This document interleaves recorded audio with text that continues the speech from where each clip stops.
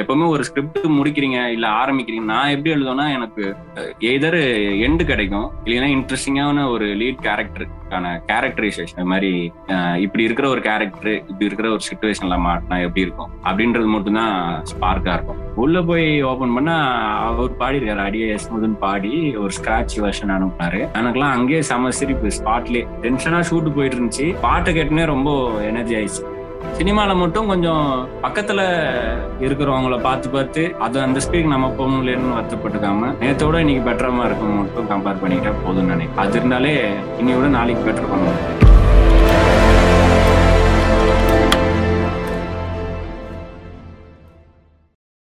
நம்ம spotlight show இன்னும் ஏன் ஸ்பெஷல்னு பாத்தீங்கன்னா, ஒரு ஷார்ட் பிலிம் மேக்கர்ல இருந்து ஃபீச்சர் பிலிம் மேக்கரா மாறி இருக்காரு. சோ ஒன் சைட்ல ஒரு பெரிய உதகம், ஒரு பூஸ்ட் ஏத்தி விட்டு ஒரு மேயாதமானா, அடுத்த படத்துல ஒரு ரியல் ஃபெமினிசம் பேசி பெண்களோட எப்பயுமே விலகாத ஒரு ஆடையை அணித்து நம்மளோட ரியல் மாஸ்டர் தளபதிக்கு ஒரு மாஸ்டர் ஸ்கிரீன் பிளே எழுதிய நம்ம மாஸ்டர் ரத்னகுமார் சார் வந்திருக்காரு. Welcome sir. Okay, hi Hari. Intro நல்லா இருந்தது. நீங்க பகிரங்கமா நீங்க ரெடி பண்ணதுன்னே சொல்லிக்கலாம். Thank you sir. ஓகேங்களா? Okay, hi everyone. ரொம்ப ஹாப்பி இந்த மாதிரி ஒரு பிளாட்ஃபார்ம்ல பேசுறது. ஏன்னா மோஸ்ட்லி முகம் தெரியாத ஆட்கள்கிட்ட நான் அதிகம் பேச மாட்டேன். ஏன்னா என்ன ரியாக்ஷன் எதிர்க்க வருதுன்னு தெரியாம நம்ம பாட்டு ஒன்று பேசிட்டு இருக்கோமே அப்படின்னு தோணும். பட் இங்க ஒருத்தரும் ஆடிபிள் கேக்குதுன்னா நம்ம பேசலாம் தலைவா அப்படிலாம் பேசிட்டு இருக்கிறத கேட்கவே சந்தோஷமா தான் இருக்கு. ஸோ கேள்விகளை கேட்கலாம். ஒரு ஷார்ட் பிலிம் மேக்கரா இருந்து ஒரு ஃபீச்சர் பிலிம் ஆயிருக்கீங்க. சோ இந்த காலகட்டத்துல நிறைய பேத்துக்கு அது தேவைப்படுது. எப்படி ஷார்ட் பிலிம் மேக்கர்ல இருந்து ஃபீச்சர் பிலிம் மேக்கரா ஆனீங்க? எங்க இருந்து உங்களோட பிலிம் ஜேர்னி தொடங்குச்சு? எப்போ உங்க தாட்ஸ் சின்ன வயசுல இருந்துச்சா இல்ல காலேஜ் டேஸ்ல வந்திருக்கலாம்? சோ எங்க இருந்து ஆரம்பிச்சீங்கன்னு சொன்னீங்கன்னா அது எங்களுக்கு யூஸ்ஃபுல்லான எக்ஸ்பீரியன்ஸா இருக்குமா? இல்ல, இது மெஜாரிட்டியா இண்டஸ்ட்ரிக்குள்ள டைரக்ஷன் வர்ற எல்லாருக்குமே எனக்கு தெரிஞ்சு ஸ்கூல்ல இருந்து காலேஜுக்கு சேர்ற டைம்ல தான் அந்த டிசிஷன் எடுப்பாங்க, இதான் நம்ம கரியர்னு பர்சீவ் பண்ணோன்ட்டு. எனக்கு நான் என்னோட ஸ்கூலிங்ல இருந்தே போறேன். எனக்கு என்னோட அப்பா சிலம்ப மாஸ்டர். அவருக்கு சிலம்பம் கிளாஸ் எடுக்கிறது, அப்புறம் சிலம்பத்துக்கு ரெஃப்ரியா இருந்தாரு. ஸோ டிஸ்ட்ரிக்ட் லெவல் காம்படிஷன்ஸ்லாம் ஸ்டூடெண்ட்ஸை ட்ரெயின் பண்ணி கூப்பிட்டு போகிறது அந்த மாதிரிலாம் பண்ணுவார். அது இல்லாமல் தினகரன் ஒரு நியூஸ் பேப்பர், அதில் ஒரு 20 வருஷம் நிருபரா இருந்தார், ரிப்போர்ட்டரா இருந்தார். அப்புறம் பிரிண்டிங் ப்ரெஸ் வச்சிருந்தாரு. அது எப்படின்னா இந்த இன்விடேஷன்லாம் பிரிண்ட் பண்ற மாதிரி. ஸோ அது மாதிரி அவர் மல்டி டாஸ்க் பண்ணிட்டு இருந்தவர். எனக்கு நான் ஸ்கூல் முடிச்சுட்டு காலேஜ் படிக்கிற டைம்ல தான் இதுல ஏதாவது ஒண்ணுதான் நம்ம பிளட்லயும் இருக்கும், நம்ம அதை ஏதாவது பர்சீவ் பண்ண பார்ப்போம்னு நினைச்சேன். பட் ஆனா காலேஜ் நான் டிப்ளமா படித்தேன். எலக்ட்ரானிக் அண்ட் கம்யூனிகேஷன் டிப்ளமா படித்தேன். அதுக்கப்புறம் ஹெச்சிஎல்ல ஒரு வருஷம் ஒர்க் பண்ணேன். அங்கிருந்து அகமதாபாத்துக்கு அனுப்புனாங்க. எனக்கு அந்த வேலை பிடிக்கல. மதர் போர்டை சர்வீஸ் பண்ணோம், ரொம்ப மெக்கானிக்கலான வேலை. மெஷின்ஸ் கூடவே தான் நம்மளோட டைம் போயிட்டே இருக்கும். கொஞ்சம் ஹியூமன் கனெக்ஷனே இல்லாமல் இருந்துச்சு அந்த வேலையில். அண்ட் அங்கே ஃபுட்டும் சரியில்லை, பிரேக்ஃபாஸ்ட்டே இருக்காது, பார்லேஜியை டீல முக்கி சாப்பிட்டு கிளம்பிடுவாங்க, ஹோட்டல்ஸ் இருக்காது, லைஃப் ஸ்டைலும் பிடிக்கல. ஸோ அப்போதான் சரி இந்த வேலையை குவிட் பண்ணிட்டு நம்ம திரும்ப படிப்போம், ஏன்னா டிப்ளமா மட்டும் போதாது, அதை டிகிரி படிக்கணும்னு நினச்சேன். ஸோ அப்போ எலக்ட்ரானிக் கம்யூனிகேஷன்லேருந்து விஷுவல் கம்யூனிகேஷன் ஷிஃப்ட் ஆனேன். மெட்ராஸ் கிறிஸ்டின் காலேஜில் பிஎஸ்சி விஷுவல் கம்யூனிகேஷன் படித்தேன். அது முடிச்சுட்டு ஒரு இண்டோ ஓவர்சீஸ் ஃபிலிம்ஸ்னு ஒரு ப்ரொடக்ஷன், அவங்க ஃபிலிம் இம்போர்ட் பண்றவங்க. கொரியன் படம், தாய்ல வரும்ல ஓங் பாக், அந்த மாதிரி டோனிஜா படம், இந்த மாதிரி படங்கள்லாம், ஜெட்லி படம், இதெல்லாம் இம்போர்ட் பண்ணி இந்த ரீஜனல் லாங்குவேஜஸ் டப் பண்ணி இங்கே ரிலீஸ் பண்ணுவாங்க. அதுல போஸ்ட் ப்ரொடக்ஷன் சூப்பர்வைசர்ன்ட்டு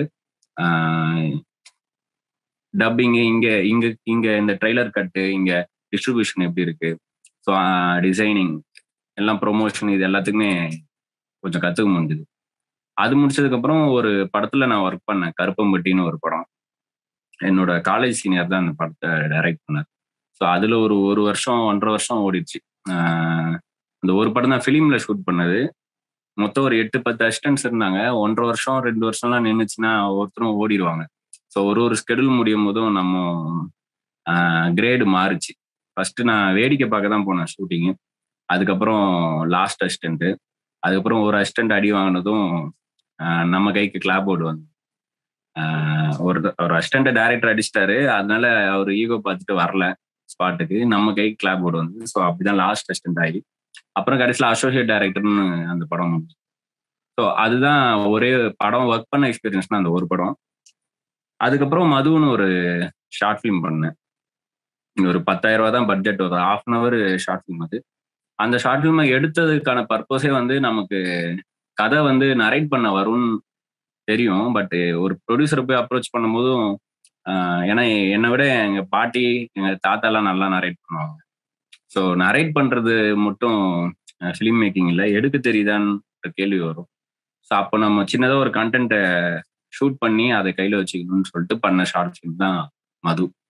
அந்த ஷார்ட் ஃபிலிம் யூடியூப்ல ரிலீஸ் பண்ணோம். யூடியூப்ல ரிலீஸ் பண்ணதும் அதுக்கு நல்ல ரெஸ்பான்ஸ் இருந்துச்சு. அதை கார்த்திக் சுப்ராஜ் யூடியூப்லேயே பார்த்துட்டு அதை நம்ம தேட்டருக்கெல்லாம் ரிலீஸ் பண்ணலாம் அப்படின்னு சொன்னார். ஸோ அப்படிதான் வந்து ஒரு ஷார்ட் ஃபிலிம் தேட்டருக்கு வந்தது. ஷார்ட் ஃபிலிம் முடிச்சதும் நான் அந்த ஷார்ட் ஃபிலிமை கையில் வச்சுட்டு நான் ஒரு சீரியஸான ஒரு கதை ஒன்று பண்ணியிருந்தேன். ஒரு ஒரு இன்வெஸ்டிகேட்டிவ் த்ரில்லர்னு சொல்லலாம், ஒரு ரெஸ்கியூ ட்ராமா. அந்த மாதிரி அறம்லாம் வந்துல அந்த மாதிரி ஒரு சிச்சுவேஷன், ஒரு எக்ஸ்ட்ராடினரி சிச்சுவேஷன் ஒரு 50 மணி நேரத்துல நடக்கிற கதை. அந்த மாதிரி ஒரு கதை. நான் என்னன்னா இந்த ஷார்ட் ஃபிலிம் ஒரு 1/2 hour போட்டு காமிப்பேன், அந்த கதையை ஒரு 2 மணி நேரம் நரேட் பண்ணுவேன். அழுதுருக்காங்க அந்த கதையை கேட்கலாம். ஆனா இதை பார்த்து சிரிச்சுட்டு அவங்களால ஜீர்ணிச்சிக்கவே முடியல இந்த மாதிரி ஒரு ஃபுல் கதையை கேட்க.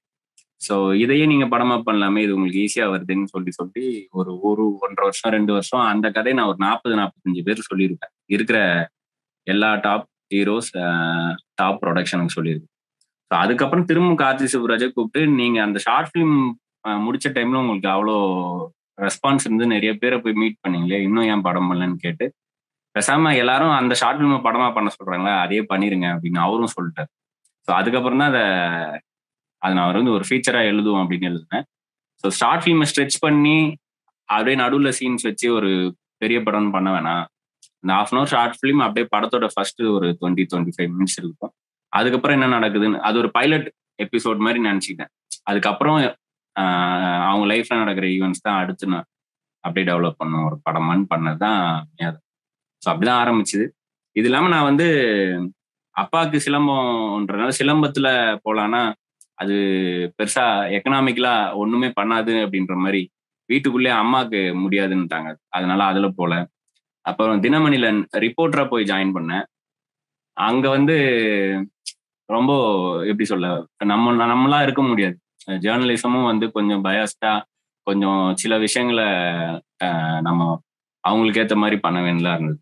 ஸோ நம்ம ஃப்ரீயா எக்ஸ்பிரஸ் பண்ற இன்னொரு இடமா எனக்கு எங்க அப்பாட்ட இருந்தா சினிமா வந்திருக்கும்னு நினைக்கிறேன். ஏன்னா ஒரு சிலம்பத்தை பெருசாக்கணும்னா ஒரு பவர்ஃபுல் மீடியம் வந்து சினிமா தான்.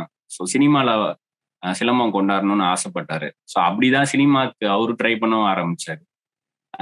ஸோ அந்த கதைகள்லாம் கேட்டு கேட்டு மேபி நம்மளும் வந்து கடைசியில சினிமால தான் வந்து நிக்கணும்னு நடந்திருக்கும்னு நினைக்கிறேன். ஸோ அப்படிதான் எனக்கு தெரிஞ்ச சினிமா எனக்குள்ள வந்திருக்கும். ஸோ இதான் என்னோட கதக்கா புதக்கா ஜானி. சூப்பரா இருந்துச்சு. ஆக்சுவலா நீங்க எங்க இருந்து ஆரம்பிச்சிருந்து ஃபுல்லா முடிய வரைக்கும் மேயாத மருந்து முடிச்சிருக்கீங்க. ஸோ நான் மேயாத மண்ணிலிருந்தே அவளுக்கு ஆரம்பிக்கலாம்னு நினைக்கிறேன். ஸோ ஒரு ஃபர்ஸ்ட் ஃபிலிம் மேக்கரா அவங்களுக்கு ஆரம்பிக்கும் போது எல்லாருமே நாங்க பார்த்த வரைக்கும் எல்லாருமே வந்து அவங்களோட ஓன் ஸ்டோரி வந்து ஷார்ட் ஃபிலிம் எடுத்தாலே வந்து அவங்களோட ஓன் ஸ்டோரி எடுத்தா ஃபர்ஸ்ட் எடுக்கணும்னு நினைப்பாங்க. ஸோ மேயாத மாடல உங்களோட ஓன் ஸ்டோரி ஏதாவது இருக்கா? எல்லாருமே ஓன் பண்ணிக்கிற ஸ்டோரி மாதிரிதான் இருக்கும். அது எப்படி சொல்லணும்னா, இப்போ சும்மா எங்கயோ ஊர்ல இருந்து இங்க வந்து வெளியூர்ல வந்து இங்க வந்து ரூம் எடுத்து தங்குறாங்களே, தங்கி வேலை செய்யறாங்க. அதாவது நல்லது கெட்டதுன்னா மட்டும் ஊருக்கு போற மாதிரி ஒரு மெஜாரிட்டி கிரௌட் இருக்கும்ல, அவங்க அந்த மாதிரி ரூம் எடுத்து ஒரு 5 பேர் தங்கினாங்கன்னா அதுல ஒரு பையன் இந்த மாதிரி இருப்பான். கிரிக்கெட் விளையாண்டா அதுல கிரிக்கெட்ல ஒரு பிரேம்ஜி இருப்பார்ல இந்த டீம்ல. அது மாதிரி ஒரு சின்ன அண்டர்டாகா இருந்து, ஆனா அவனை விட்டும் கொடுக்க முடியாது. அவன் எமோஷனுக்கு அவன் கூடவே போய் தான் அவனை வழி கொண்டாடணும். அந்த மாதிரி ஒரு கேரக்டர். அது மாதிரி நான் என் சர்க்கிள்ஸ்லயே ஒவ்வொரு சர்க்கிள்லயும் சில கேரக்டர் அப்சர்வ் பண்ணியிருக்கேன். அப்புறம் எல்லாருக்குமே ஃபர்ஸ்ட் லவ்னு ஒண்ணு இருக்கும், அப்புறம் ஒன் சைடு லவ்ன்றது ஒண்ணு இருக்கும். அதாவது சொல்லாத லவ், ஒன் சைடுன்னு கூட சொல்ல முடியாது. அது லவ்வானே முதல்ல தெரியாது. ஸோ அதுல இருக்கிற சின்ன சின்ன மெமரிஸும் இருக்கும். நான் ஆக்சுவலி யூடியூப்ல ஒரு ஷார்ட் ஃபிலிம் இருக்கும். அன்புடன் அறின்னு ஒரு ஷார்ட் ஃபிலிம் இருக்கும். நான் ஷூட் பண்ணதுதான் அது. அது வந்து காலேஜ் படிச்ச டைம்ல எஸ்எஸ் மியூசிக் சேனலுக்கு ஒரு 3 மினிட்ல ஒரு ஷார்ட் ஃபிலிம் வேணும், வேலண்டைன்ஸ் டேக்குன்னு சொன்னாங்க. சும்மா அவசரத்துக்கு 1/2 hourல வேணும்னு சொன்னாங்கன்னு சொல்லிட்டு வேக வேகமா எடுத்த ஒரு ஷார்ட் ஃபிலிம். முடிஞ்சா பார்க்க சொல்லுங்க, அது யூடியூப்ல இருக்கும். குவாலிட்டி ஸ்டாண்டர்டாலாம் இருக்காது, பட் ஆனா அதுல ஒரு சின்ன கதை இருக்கும். ஒரு ஒரு பையனால அவன் லவ் பண்ண பொண்ணுகிட்ட கரெக்டா எக்ஸ்பிரஸ் பண்ண முடியாது, பட் ஆனா மற்ற எல்லார்கிட்டையும் பக்கம் பக்கமா பேசியிருப்பான் ரசிச்சு. ஸோ அதை சின்னதா வச்சு ஒரு ட்விஸ்ட்ல பண்ண ஷார்ட் ஃபிலிம். ஸோ அதுதான் பேஸ். அதுக்கப்புறம் அது மதுன்னு ஒரு ஷார்ட் ஃபிலிமா மாறினது. மது தான் பேஸு, மேதமான மது. ஸோ அது கலெக்ஷன் ஆஃப் மெமரிஸ் தான், நமக்கு இருக்கிறது, அப்புறம் நம்மளை சுற்றி இருக்கிறவங்க. ஸோ அதெல்லாம் சேர்த்து புளிக்கு போட்ட கதை தான். இன்னொன்று அதுல அந்த ஃப்ரெண்டு கேரக்டரு, ஃப்ரெண்டோட ஹீரோவோட தங்கச்சிக்கும் ஒரு ரிலேஷன்ஷிப் இருக்கும்ல. அண்ணான்னு கூப்பிட்டு பழகி இருப்பாங்க ஃப்ரெண்டோட, அண்ணனோட ஃப்ரெண்ட. ஸோ அந்த அண்ணான்னு கூப்பிட்ட ஒரு பையனை ஒரு பொண்ணு எப்படி லவ் பண்ண முடியும்ன்றது வந்து சும்மா எனக்கு தோணுச்சு. ஏன்னா நிறைய வீட்டுல பார்ப்போம், நம்மளோட நம்மளோட ஃப்ரெண்ட நம்ம தங்கச்சி கேட்கலான்னு கூட வீட்டுல நினைப்பாங்க. ஏன்னா அண்ணன் கூட அடிக்கடி வந்திருக்கான், நல்ல பையனாவும் தர்றான். ஆனா அந்த பொண்ணு வந்து அண்ணான்னு கூப்பிட்டு தான் பழகி இருக்கு, அப்போ நம்ம எப்படி நம்ம போய் தப்பா பேசிடக்கூடாதுன்னு நினைக்கிற ஃபேமிலிஸ் இருப்பாங்க. ஸோ அது வந்து குட்டியா அது ஒரு கேட்டாண்ட வாழ்க்கை தான். அது கொஞ்சம் மிஸ் ஆனா தப்பா போயிடும், அசிங்கமாயிடும் அந்த ரிலேஷன்ஷிப். ஸோ அந்த அண்ணான்னு சும்மா மரியாதைக்கு கூப்பிட்ட வார்த்தையை வந்து ரிலேஷன்ஷிப்பா அது லவ்வா மாறுது அப்படின்னா அது எப்படி இருக்கும்னு ஒரு சேலஞ்சில் அந்த அந்த ஒரு கதையும் இதுல எழுதணும். ஸோ அது ரெண்டுமே நல்லா ரிசீவ் ஆச்சு. ஸோ இதெல்லாம் சேர்ந்துதான் மேதமன். அதை தவிர்த்து வேற எதுவும் வேற எதுவும் இருக்காதுன்னு நினைக்கிறேன்.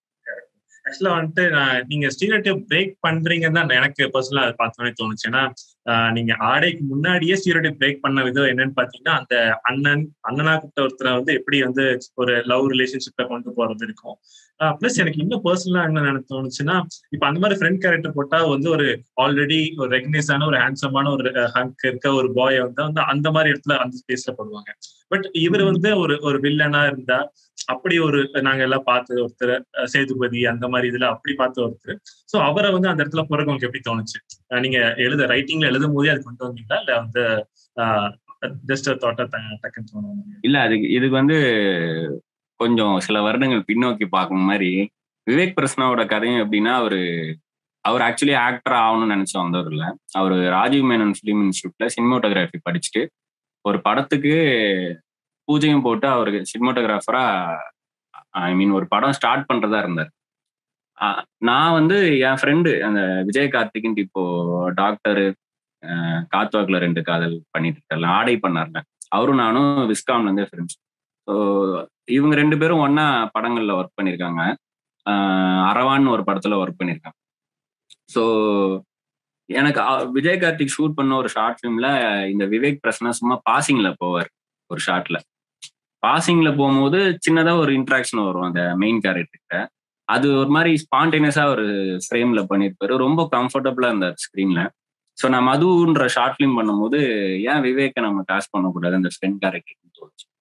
ஸோ அப்படி காஸ்ட் பண்ணோம், அது ரொம்ப நல்லாவும் ஒர்க் ஆச்சு, அந்த ஷார்ட் ஃபிலிமும் நல்லா ரிசீவ் ஆச்சு. அகைன் மதுவை மேதமான மாற்றும் போது யாரை வேணாலும் மாத்தலாம், ஆனா விவேக் பிரசன்னா மட்டும் அந்த கேரக்டரை விவேக் பிரசன்னா தான் பண்ணணும்னு முடிவு பண்ணி தான் பண்ணேன். ஸோ இது ப்ரொடக்ஷன்ல இருக்கும் போதே வந்து சேதுபதி, விக்ரமேதா இதெல்லாம் ஒரு சைன் பண்ணி அதெல்லாம் ஷூட் பண்ணிருந்தேன். ஸோ எனக்கு தெரிஞ்சு மதுவை நான் போய் ஷார்ட் ஃபிலிமா விஜய் சேதுபதி அண்ணன்ட்ட கொடுத்தேன் பார்க்க சொல்லி. அவர் தான் பார்த்துட்டு அந்த பையன் யாரு ஃப்ரெண்டு கேரக்டர் பண்ணவன் அப்படின்னு கேட்டாரு. கேட்டதும் அவர் சினிமோட்டோகிராஃபி படிச்சிருக்காருன்னா அவருக்கும் ஆக்டிங்குமே முதல் சம்மந்தம் இல்லை, தயவுசெய்து அவனை கேமராலாம் தூக்கி போட்டு நடிக்க வர சொல்லு. ஸோ அந்த ஒரு மொமெண்ட்ல இருந்து தான் விவேக் பிரசன்னான்ற ஒரு நடிகரா மாறணும். ஸோ அது அவருக்குள்ளே இருந்தது தான். நிறைய பேருக்கு இருக்கும், நம்ம மானிட்டர் பார்க்கலாம் ஸ்பாட்ல ஏடிஸ் யூஸ் பண்ணுவோம்ல, டைலாக் நடந்து வா, கேமரா எவ்வளவு தூரமும் அவனுக்கு தெரியும், மார்க்கு இல்லை நிக்க. ஸோ அது மாதிரி சினிமோட்டோகிராஃபிலையும் அவர் அசிஸ்டண்டா இருக்கும் போதே இந்த மாதிரி சின்னதா டைலாக் பேசி நடந்து வாங்க, ஒரு இது மானிட்டர் பார்க்கலான்னு பண்ணும் போதே பண்றவங்களும் நல்லா பெர்ஃபார்ம் பண்றவங்க. ஸோ அவருக்குள்ள அந்த பெர்ஃபார்மரா ஒருத்தர் இருந்தாரு. அதை வெளியே கொண்டதுக்கு அப்புறம் அதுதான் அவரோட ப்ரொஃபஷனா மாறிடுச்சு. அப்படிதான் வந்தார். அது எனக்கு மைண்ட் ஒட்டி இருந்துச்சு. ஸோ அதெல்லாம் உங்களுக்கு கேட்கணும் சார். இதுக்கு ஆக்சுவலா நீங்க சொன்ன விஜய் கார்த்தி அண்ணாவும் வந்துட்டு எங்களுக்கு ஆல்ரெடி எங்க ஷோல வந்து பார்ட்டிசிபேட் பண்ணியிருந்தாரு சார். ஒரு ஹோஸ்டா இருந்தார் அவர் எனக்கு. ஓகே ஓகே ஜஸ்ட் மென்ஷன் பண்ணுங்க. சரி. ஸோ அடுத்தது பாத்தீங்கன்னா இப்போ ஒரு ஸ்கிரீன் பிளே நீங்க எந்த ரைட் பண்ணாடுறீங்க, ஃபர்ஸ்டா பண்றீங்க. இப்ப இருக்க ஷார்ட் பிலிம் மேக்கர்ஸ் வந்து ஃபீச்சர் பிலிமா கன்வெர்ட் பண்றதுக்கு அந்த பர்டிகுலர் ஸ்கிரீன் பிளே ரைட்டிங் வந்து எப்படி இருக்கணும்னு நீங்க நினைக்கிறீங்க? என்னென்ன பாயிண்ட்ஸ் நம்ம கவர் பண்ணிக்கணும், இதெல்லாம் நம்ம டேக் கேர் பண்ணிக்கணும், இதெல்லாம் மிஸ் ஆகக்கூடாது. ஒரு ஃபார்மேட் இருக்கும். மேபி நம்ம ஸ்கிரிப்ட் எடுத்தா இன்டர்னல் எக்ஸ்டர்னல், ஸோ அந்த ஃபார்மேட் படி தான் எல்லாமே போறாங்க. அதை பிரேக் பண்ணி நம்மளா தனியாக எழுதலாமா, அது ஒர்க் அவுட் ஆகுமா அப்படின்றத எப்படி நம்ம ரைட்டிங் நீங்க எழுத ஆரம்பிச்சீங்க? இல்ல, லேர்னிங்கை பொறுத்த வரைக்கும் லேர்னிங் அன்லேர்னிங் அப்படின்னு சொல்ற மாதிரி ரைட்டிங்கை பொறுத்த வரைக்கும் ரைட்டிங் ரீரைட்டிங் தான். உங்களுக்கு வந்து இன்னொருத்தர் சொல்லணும்னே தேவையில்லை உங்க படத்துல இருக்க மிஸ்டேக்ஸை. நீங்க வந்து ரொம்ப புஷ் பண்ணாம எழுதுனீங்க, எழுதுனதுக்கு அப்புறம் இன்னொரு கதைக்குள்ள டிராவல் பண்ணீங்க, ஐ மீன் இன்னொன்னு எழுத ஆரம்பிக்கிறீங்க. கொஞ்ச நாள் கழிச்சு ரீவிசிட் பண்ணீங்கன்னா உங்களுக்கே தெரியும். ஏன்னா நீங்க ஒரு கோடு போட்டீங்கன்னா அது என்ன சைஸ்ன்னு சொல்ல முடியாது. இன்னொரு கோடு பக்கத்துல போடும்போது தான் இந்த கோடு சின்னதா அந்த கோடு சின்னதா தெரியும்ல. அதே மாதிரிதான் எப்பவுமே ஒரு ஸ்கிரிப்ட் முடிக்கிறீங்க இல்ல ஆரம்பிக்கிறீங்க. நான் எப்படி எழுதுவேன்னா, எனக்கு எதர் எண்டு கிடைக்கும், இல்லைன்னா இன்ட்ரெஸ்டிங்கான ஒரு லீட் கேரக்டருக்கான கேரக்டரைசேஷன் கிடைக்கும். அது மாதிரி இப்படி இருக்கிற ஒரு கேரக்டர் இப்படி இருக்கிற ஒரு சுச்சுவேஷன்ல மாட்டினா எப்படி இருக்கும் அப்படின்றது மட்டும்தான் ஸ்பார்க்கா இருக்கும். சுச்சுவேஷனும் அப்புறம் தான் கிரியேட் ஆக போகுது, அப்புறம் அது எங்க போய் முடிய போகுது அப்படின்றதும் அப்புறம் தான் டெவலப் பண்றது. பட் ஸ்டார்டிங் பாயிண்ட் அந்த இன்ட்ரெஸ்டிங்கான கேரக்டர் அப்படின்றது, இல்லைன்னா ஒரு இன்ட்ரெஸ்டிங்கான எண்டு ஹை, அதுதான் அந்த தேர்ட் ஆக்ட் கிடைக்கும். தேர்ட் ஆக்ட் கிடைக்கும் போது அதுல இருந்து ரிவர்ஸ்ல ஒர்க் பண்ற மாதிரி இருக்கும். இங்க வந்து முடிய போற கதைனா எங்க ஆரம்பிக்கும். இது மைண்டுக்குள்ளே எவ்வளவு இருக்கும்னா, எதர் ஏதாவது ஒண்ணு கிடைக்கும் போது அதை ஸ்பிளிட் பண்ணி பிகினிங் மிடில் எண்டு அதுக்கப்புறம் அதுல பிளாட் பாயிண்டா ஃபர்ஸ்ட் ஹாஃப்ல எந்த இடம் ஹை, செகண்ட் ஹாஃப்ல எது, இந்த மாதிரி சில ஏரியாஸா நம்ம மைண்டுக்குள்ளேயே கொஞ்சம் ஃபிக்ஸ் ஆகி சாலிட் பிளாக்ஸா அதெல்லாம் ரெடி ஆகும்போது ஒரு பாயிண்ட் மேல தோணும், இதுக்கு மேல தலையில வச்சுக்க முடியாது, ஏன்னா மறந்துடும் அப்படின்னும் போது தான் எழுத உட்காரும். ஸோ அப்படி எழுத உட்காரும் போது நான் எப்படி எழுதுவேன்னா, நான் இன்னைக்கு ஒரு 5 பேஜ் எழுதுறேன்னா திரும்ப நாளைக்கு எழுத ஆரம்பிக்கும் போது நான் எழுத மாட்டேன், டைரக்டா டைப் பண்ணுவேன். நாளைக்கு எழுதும் போது நாளைக்கு திரும்ப டைப் பண்ண ஆரம்பிக்கும் போது பேஜ் 1ல இருந்து திரும்ப படிச்சுட்டே தான் வருவேன். படிச்சுட்டு வந்து அது ஓடி வந்து பால் போடுறக்காக தான் திரும்ப அப்படியே படிச்சுட்டே வந்து ஃப்ரெஷ் சீனுக்குள்ள போவேன். சம்டைம்ஸ் என்ன ஆகும்னா, அந்த 5 பக்கம் படிக்கும் போதே அது தப்பா பேடா இருக்குன்னா டெலீட் பண்ணுவேன் மறுநாள்ல. சம்டைம்ஸ் என்ன ஆகும்னா அது பாலிஷ் ஆகிட்டே வரும், படிக்கும் போதே சின்ன சின்ன சேஞ்சஸ் அடிஷன்ஸ் இதெல்லாம் நடக்கும். அப்படியே நடந்து வந்து ஃப்ரெஷ் சீன் உட்கார்றதுக்குள்ளேயே டயர்ட் ஆயிரும். அப்படியே 5th பேஜே கொஞ்சம் செகண்ட் டிராஃப்ட் ரெடி ஆயிருக்கும், அப்படி இருக்கும். அதுக்கப்புறம் ஃப்ரெஷ் சீனுக்குள்ள போவேன். இது ஒரு கைண்ட் ஆஃப் எழுதுறது. இப்படி எழுதுறதும் எழுதியிருக்கேன். இல்லைன்னா நான் சொன்னதை என் மண்டையில ஐடியாவா இருக்கு, இனிமே ஞாபகம் வச்சுக்க முடியாதுன்றது வந்து பேசுவேன். கதையா நானே நரேட் பண்ணுவேன், நரேட் பண்ணி ரெக்கார்ட் பண்ணிடுவேன். அது வந்து ஒரு 1 hour 1.25 மணி நேரம் வரைக்கும் அப்படி நரேஷன் மாதிரி வருது அப்படின்னா அதை கேட்டுக்கிட்டே ஃபர்ஸ்ட் ஒரு டிராஃப்ட் டைப் பண்ணுவேன். ரொம்ப பேசிக்கா இருக்க டைலாக்ஸ்லேயே டைப் பண்ணி, ஸோ அது முடிச்சதுக்கு அப்புறம் அதுக்குள்ள போய் இப்போ முக்கியமான ஹை சீன்ஸ்லாம் நம்ம வரும்போது ஆர்வமா டைப் பண்ண ஆரம்பிச்சோம், ஏன்னா பக்காவா மண்டையில இருக்கும். பட் அந்த சீன்ல இருந்து இந்த சீனுக்கு எப்படி போக போறோம்ன்றது தெரியாது. அந்த பிரிட்ஜ் பண்ற சீன்ஸை தான் நம்ம உட்கார்ந்து எழுதுற மாதிரி மாட்டோம். சம்டைம்ஸ் தலையில இருக்கும்போது கரெக்டா இருக்கிற மாதிரி இருக்கும் எல்லா சீன்ஸுமே, எழுதி பார்க்கும்போது தான் இது நல்லா இருக்கு, ஆனா சம்மந்தமே இல்லாம இந்த இடத்துல இந்த சீன் வர்ற மாதிரி இருக்கு, அப்போ நல்லாவே இருந்தாலும் இது இந்த கதைக்கு தேவையில்லை அப்படின்றதும் நடக்கும். ஸோ இப்படிதான் அந்த ப்ராசஸ் இருக்கு. அதான் ஆரம்பிக்கிறது வந்து ஒரு இன்ட்ரெஸ்டிங்கான கேரக்டர்கிட்ட ஆரம்பிக்கும், இல்லைன்னா இன்ட்ரெஸ்டிங்கான மிட் பாயிண்ட், எதர் இன்ட்ரெஸ்டிங்கான எண்டு. இது 3ல ஏதாவது ஒண்ணு கிடைக்கும் போது தான் அதை நம்ம மதிச்சு அது கூட கொஞ்சம் டிராவலே பண்ணுவோம். அது சம்பந்தமா தேடுவோம். கொஞ்ச நாள் அதை யோசிச்சுட்டே இருந்தோம்னா நம்ம பாக்குறதுல எல்லாம் அது சம்பந்தமான இன்புட்ஸ் வரும். சும்மா பேசுற டைலாக், இந்த டைலாக் நல்லா இருக்கு, இது இந்த சீன் இந்த படத்துக்கு கரெக்டா இருக்கும், ஏதோ ஒண்ணு அந்த மாதிரிதான். அது ஒரு பின்னு ஓபன் பண்ணி அதுக்குள்ள போட்டுட்டே வர்ற மாதிரி தான். ஒரு 4-3 கதை மண்டைக்குள்ள ஓடுதுன்னா அது ஒவ்வொன்றுத்துக்கும் ஒரு நோட்டா ஒண்ணு போன்ல வச்சுக்க வேண்டாம். நம்ம யோசிக்கும் போதோ இல்ல நம்ம ஏதாவது படம் பார்க்கும் போது நமக்கு தோன்ற விஷயம் வந்து அது இதுல ஃபில் ஆயிட்டே வரும். அது எப்போ வந்து எது வந்து கொஞ்சம் நல்லா இருக்கு ஒர்க் ஆகும்னு தோணுதோ அப்போ அது இதெல்லாம் வந்து பேசிக்கா. அதுக்கப்புறம் ஒரு ஆர்டிஸ்ட்க்குன்னு வரும்போது அது வந்து இனி வரைக்கும் நானும் எந்த யூடியூப்லயும் பார்த்தது இல்ல. அதுக்கான அதுக்கான ஒர்க் ஷாப் அந்த மாதிரிலாம். ஏன்னா ஒரு ஒரு ஆர்டிஸ்டுக்குன்னு ஒரு கதையை மாத்துறதோ இல்ல ஒரு கேரக்டர் சில சமயம் ஒரு ஹீரோக்கு பண்ண கதையை ஹீரோயின்காக மாத்துவாங்க. இந்த மாதிரிலாம் கூட நடக்கும். இதை பத்திலாம் நான் எந்த வீடியோவோ இல்ல யார் சொல்லியுமே கூட பார்த்ததில்ல. இதெல்லாம் நம்ம ஊர்ல மட்டுமே நடக்கிற எக்ஸ்க்ளூசிவான விஷயங்கள். இது அனுபவத்துல வருது. இது வந்து எந்த அளவுக்கு நல்லது. அதே மாதிரிதான் நரேஷன்ன்றதே வந்து நரேஷன் எப்படி பண்ணணும்னு கூட ஒரு வீடியோ இருக்காது. ஏன்னா இங்க எல்லாம் சாபம் அது. எல்லாரையும் நரேட் பண்ண சொல்லிதான் கேட்கறாங்க. நம்ம என்னதான் எழுதினாலுமே கூட. ஸோ நமக்கு வந்து என்ன நம்ம தேடி எவ்வளவு தியரியில கரெக்டா இருந்தாலுமே கூட கிரவுண்ட் ரியாலிட்டியும் சில நெளிவு சுழுவையும் வந்து யாருமே சொல்லித் தர முடியாத மாதிரி தான் இருக்கும். ஸோ ரைட்டிங்கை பொறுத்த வரைக்கும் இப்படிதான் இருக்கும் என்னோட ப்ராசஸ். இப்ப நீங்க ஃபர்ஸ்ட் பிலிமா ஆக்சுவலா நீங்க கொண்டு போகும்போது நீங்க ஆல்ரெடி ஒரு படம் நீங்க சொல்லியிருந்தீங்க, போலீஸ் ஒரு இன்ஸ்பெக்ஷன் மூவி அந்த அந்த மாதிரி டிடெக்டிவ் மூவி இருந்துச்சு மாதிரி சொன்னீங்க. ஸோ அதுக்கப்புறம் உங்ககிட்ட ஒரு கமர்ஷியல் மூவி மது வந்து அதுக்கப்புறம் ரிஜெக்ட் ஆனது. நீங்க ஏன் ஃபர்ஸ்ட் படம் நம்ம கமர்ஷியலா போறதுக்கு என்ன சான்ஸ், என்னென்ன சேலஞ்சஸ் இருக்குது, ஏன் கமர்ஷியலா போறீங்க, ஏன் வந்து நம்ம ஒரு எக்ஸ்பெரிமெண்டல் மூவி போனா என்னென்னலாம் ஃபேஸ் பண்ணுவோம் அப்படின்றது ஒரு ரியாலிட்டியா உங்களுக்கு பார்த்திருப்பீங்க நீங்க. இல்ல அதான் நான் சொல்றேன், நான் வந்து படு கமர்ஷியலா தான் மதுன்ற ஷார்ட் ஃபிலிமே பண்ணேன். நீங்க பாத்தீங்கன்னா ஐடியா இதுதான். கியூட்டியோட படம்லாம் இருக்கும். ஒரு சீன் 20 நிமிஷம் 25 நிமிஷம் இருக்கும். இப்போ இன்க்ளோரியஸ் பாஸ்டர்ட் எடுத்துக்கிட்டீங்கன்னா அதோட ஓப்பனிங் சீக்வன்ஸ் ஒரு 18 நிமிஷம் அந்த மாதிரி இருக்கும். வெறும் டேபிள் கான்வர்சேஷன் தான். அதோட எண்டுல ஒரு பெரிய பேங்க் ஒன்று வச்சிருப்பாரு. அதை நோக்கி டென்ஷனை பில்டப் பண்ணியே ஒரு கான்வர்சேஷனலா தான் போகும். அந்த மாதிரி தான் கியூட்டியோட பெரும்பாலும் படங்கள்ல பெரிய பெரிய சீன்ஸா இருக்கும், கான்வர்சேஷனாவே இருக்கும்ல. இது நம்ம பண்ணோம், உட்கார்ந்து பேசணும். பார்த்தா என்ன எப்படி ஓபி அடிச்சிங்க மாதிரி தான் தெரியணும். இங்க ஒருத்தன் உட்காந்து பேசுறான், ஹீரோயின் வீட்டுல அவர் பேசுற இவ்வளவுதான் இருக்கு அப்படின்னதும் சரி அப்போ அதை நம்ம பண்ணலாம். பட் ஆனா ரொம்ப கமர்ஷியலா மெயின் ஸ்ட்ரீமா பண்ணோம். அதுக்குள்ள ஒரு கதை சொல்றோம், மெசேஜ் சொல்றோம், இல்ல ஒரு தாட்டை ப்ரொவோக் பண்றோம்ல, எதுவுமே வேணாம், மெயின் ஸ்ட்ரீம்ல அதை பண்ணுவோம் அப்படின்னு சொல்லி பண்ணதான். விஜய் கார்த்திக் தான் அதுக்கு அந்த ஷார்ட் ஃபிலிமுக்கு சினிமாட்டோகிராஃபர். அப்படி பண்ணோன்னே பண்ணது வெறும் குண்டு பல்பு, ரைஸ் பல்பு, அப்புறம் இந்த சைனீஸ் லேண்டன், இது மாதிரி அவ்வளவுதான் செட்டப்பே. சுத்தி இருக்கிறவங்க அதான் சொல்றேன், ஒரு 10,000 தான் முடிச்சோம் அதை. அது கூட டப்பிங்க்கு வந்து டப்பிங் அன்னைக்கு மட்டும் பிரியாணி வாங்கி கொடுத்தனால தான் அது கூட ஆச்சு. அது கூட ஆச்சுன்னு நினைக்கிறேன். ஸோ அப்படிதான் அதை ஷூட் பண்ணோம். அந்த கமர்ஷியல் படமா ஃபர்ஸ்ட் படம் பண்ணுன்ற ஐடியா இல்லை. நான் தான் சொன்னேன்ல, நான் கொடின்னு ஒரு ஸ்கிரிப்ட் பண்ணேன். அதான் ஃபர்ஸ்ட் ஸ்கிரிப்ட். ஒரு 50 மணி நேரத்துல 2 முக்கியமான ஈவெண்ட்ஸ் நடக்கும் ஒரு ஊர்ல. அந்த 2 ஈவெண்ட்ஸும் ஒன்ன எந்த அளவுக்கு மீடியா அதை எப்படி பாக்குது, மீடியா எப்படி ஒவ்வொரு விஷயத்தையும் பூம் பண்ணுது, இந்த மீடியா சர்க்கஸ் எல்லாம் அட்ரஸ் பண்ணியிருக்கோம். இப்போ ஒரு நியூஸ் எப்படி இன்னொரு நியூஸை ஓவர் ஷேடோ பண்றதுக்காக, சிம்பிளா சொன்னா சச்சின் வந்து ஓடிஐ பண்ணாரு, ரிட்டையர்மெண்ட் அனௌன்ஸ் பண்ணாரு.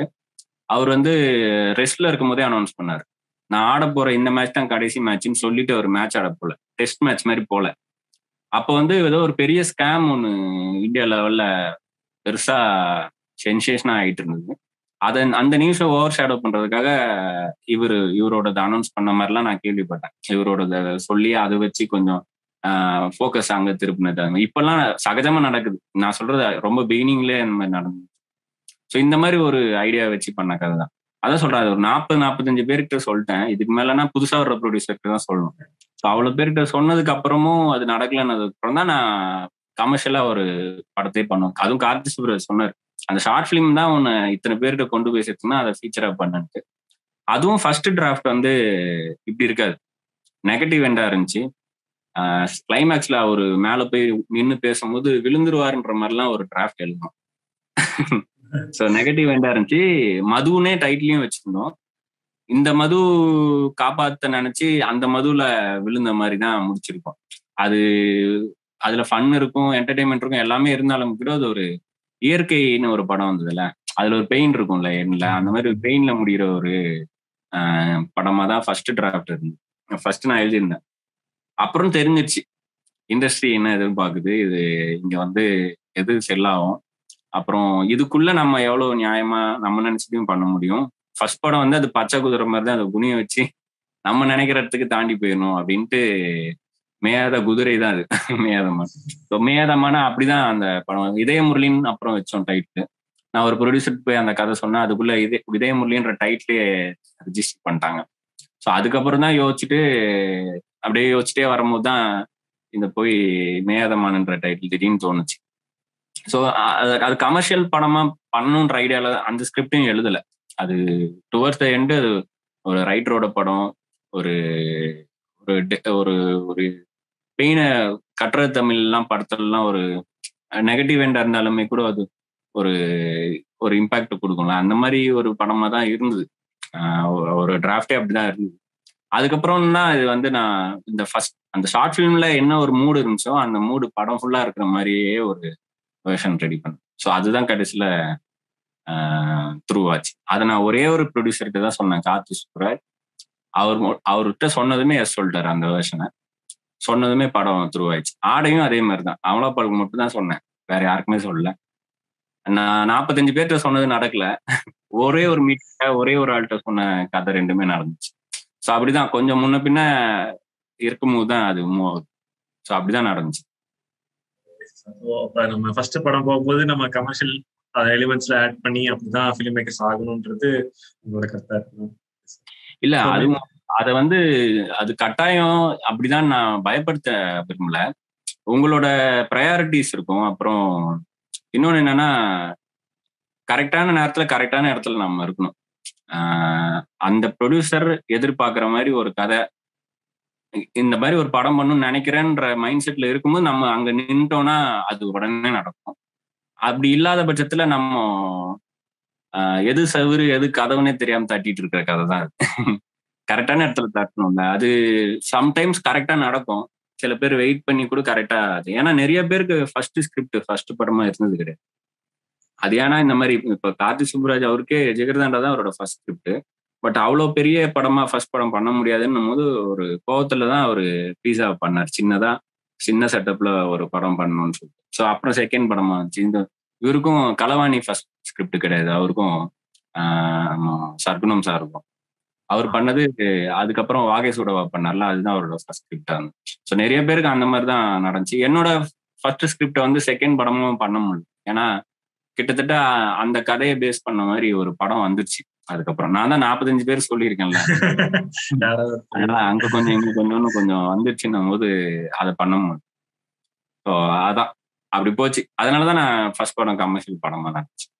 அசிஸ்டன்ட் டைரக்டர்ஸ் ஆகாம டைரக்டா நம்ம வந்து டைரக்டர் ஆகிறதுக்கு நம்ம ஆகலாமா, இல்ல அசிஸ்டன்ட் டைரக்டர் ஆகிட்டா இது பெட்டர்? கார்த்திக் நரேன் அந்த மாதிரி ஆட்கள் வந்து அசிஸ்டன்ட் வந்து சின்ன சின்ன படத்துல ஒரே ஒரு படம் ஆஃப் தி ரேஞ்ச் பண்ணிருக்காங்கன்னு சொல்லி யோசிச்சு. ஸோ அந்த மாதிரி பண்ணிட்டு போயிருக்காங்க. இப்போ லோகேஷ் கனகராஜ் சார் உங்களோட ஃப்ரெண்ட், அவருமே வந்து டைரக்டா அசிஸ்டன்ட் டைரக்டர் ஆகாம போயிருக்காருன்னு. ஸோ நீங்களுமே இந்த ஒரு சின்ன ஒரே ஒரு படத்துல கொடுத்தா சீனியர் சின்ன பண்ணிட்டு தான் போயிருக்குன்னு சொல்லி. இல்ல கண்டிப்பா அது இல்ல, அது வந்து எப்படி சொல்ல, நமக்கு இருக்கிற நம்ம ஸ்ட்ரென்த் நம்ம வீக்னஸ் நமக்கு தெரிஞ்சினாதான் நம்ம வந்து இதை பண்ணிட்டு அதை பண்ணுமா இல்ல அப்படியே பண்ணலாமான்றத நம்ம முடிவு பண்ணணும். இப்போ எப்படி சொல்ல, நம்ம அடுத்தவங்க வேலையில கத்துக்கிறோமா இல்ல நம்மளே வேலை பார்த்து கத்துக்க போறோமான்றதுதான். லோகேஷே படம் பண்ணா டைரக்டா பண்ணாலுமே லோகேஷ் அதுக்கு முன்னாடி 2-3 ஷார்ட் ஃபிலிம் பண்ணியிருக்கான். களம்ன்ற ஒரு ஷார்ட் ஃபிலிம் மட்டும் தான் வெளியே தெரியும். அதுக்கு முன்னாடி இன்னும் 2 ஷார்ட் ஃபிலிமும் அவன் பேங்க்ல வேலை பார்க்கும்போது வீக்கெண்ட்ல மட்டும் ஷூட் பண்ணி ஷூட் பண்ணி சொந்த காசுலயே மிஸ்டேக்ஸ் பண்ணி தன்னை மோல்ட் பண்ணிக்கிட்ட ஆளு.